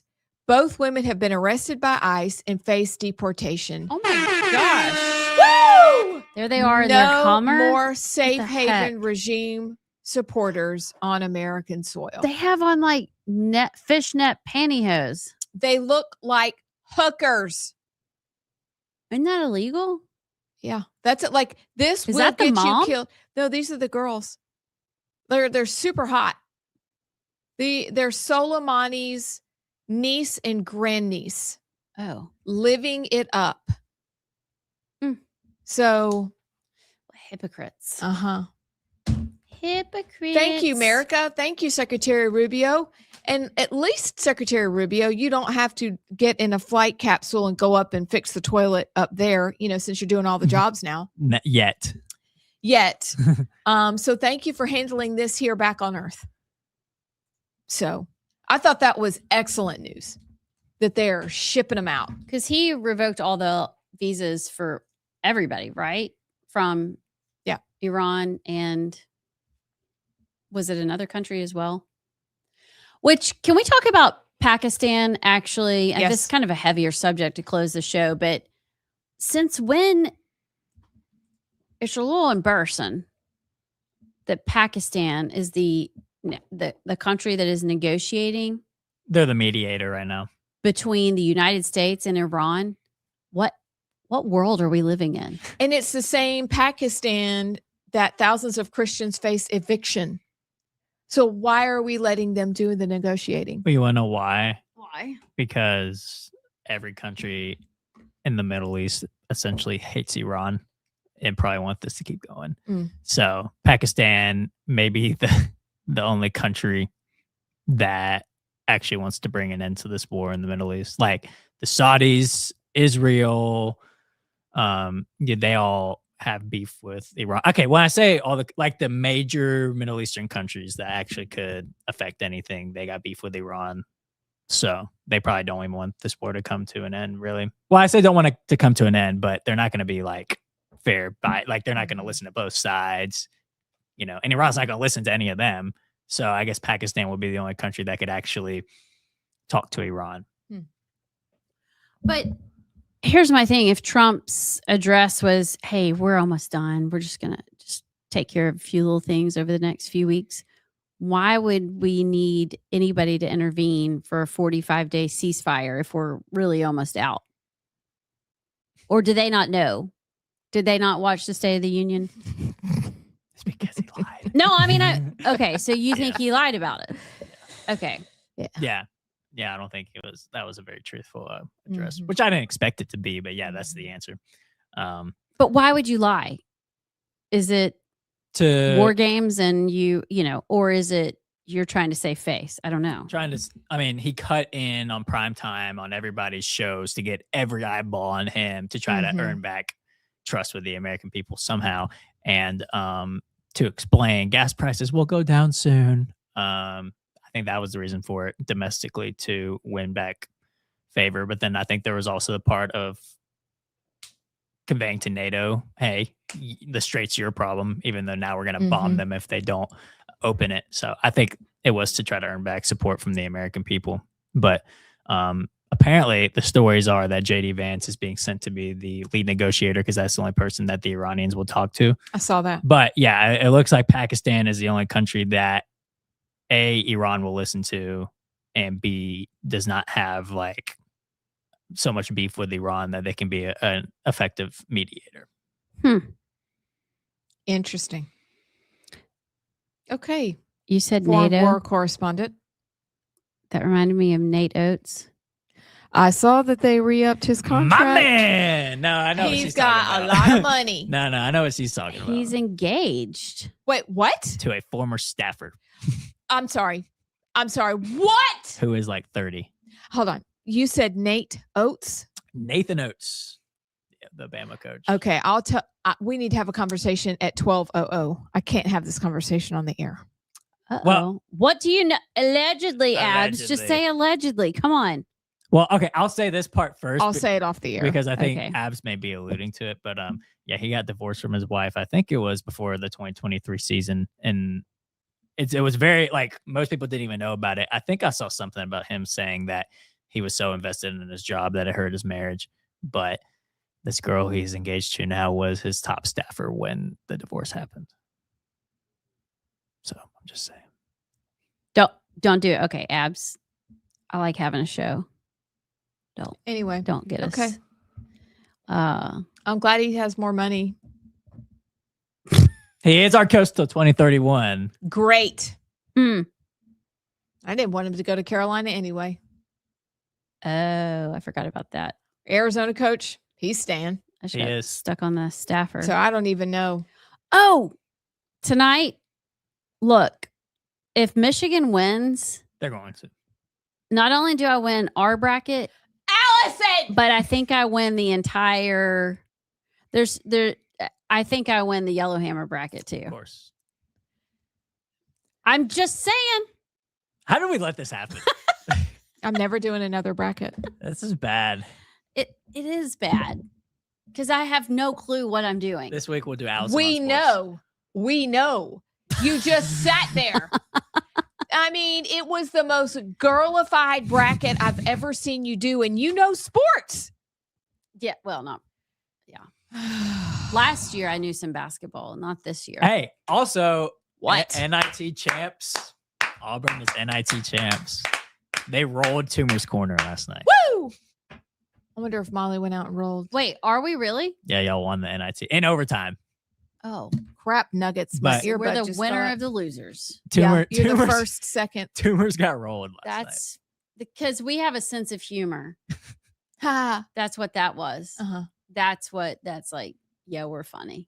We get it. We can poke fun at ourselves. I will say this. I got respect because a lot of teams in this new era of college sports rejected like NIT bids, or in college football, they reject bowl bids if they don't make the playoffs. But Auburn did play the rest of the season through the NIT and won it all. I have respect for teams that still do that. I do too. Amen. So You I'm sorry, but you're a giant. Never mind. I'm not going to say a giant loser if you don't, but it's just arrogant. It's just arrogant if you think, you know what, I'm too good to play. Wasn't that the original tournament anyway? yeah, it was. Yeah. I mean, We're so it's just a old school. historical We're tournament. vintage. You are vintage. Yeah, that's what we're going for. Uh-huh. We're vintage. So well done. Bravo. Thank you. Bravo. Didn't even know we won. All right. So Arizona. No, Michigan. Michigan. Are we all Michigan? Yeah. Can we Michigan. agree on that? Michigan was the first team in history to have won every game in the tournament by 20 points. I think it may have been 25 actually. They're ridiculous in the best kind of way. I had Arizona in our bracket, and then I had Michigan in the Yellowhammer bracket. So I'm a winner either way. Uh-huh. I really need Michigan to win. I think you won ours after the Sweet 16. Yeah. All right. I'll take us I to don't lunch. win That's what I'm much, going to do. I'm but going I to can take win us to this. lunch. Okay, great. Great. Would you rather? I'm looking through some political would you rathers Oh, because those are boy. funny to me, but I can't find a really like a good one. Okay, here's one. Would you rather have to filibuster for 24 hours straight or sit through a 24-hour filibuster? Can you sleep if you're at the 24-hour not on the well, in the well? I don't know if it's against the rules to sleep in the chambers. What do you think? Do you know how exhausting it would be to do 24? I'd have to sit. It would be painful, but at least that would be exhausting. Well, in today's filibuster, you can just go like, yeah, I'd like to filibuster, and then you can go do whatever you want. Yeah, but I think we're talking about old school. We Yeah, are vintage, and so we are going to agree that we would stand there and talk. I would I'd probably talk. I don't know that I could sit for 24 hours. Dang. Wow. What would you do? But I'd fall out like Elizabeth Warren did this weekend. Did y'all see that? No. Did she fall? Or last week, she fell down. It was pretty funny. She fall down. She fell down. I might have to talk it. Yeah, because I would get so bored. We At could least tag team talk. you could have some entertainment. Yeah. Like you're doing something. Can you do like interpretive dance or something? I bet you could. We can do anything we want. It's our show. We do what we want. Do what I want. All right. Go Wolverines. Go Big Blue. Go Big Blue. I don't even know what y'all say up there. It's weird. Y'all will be back tomorrow as winners. See you then.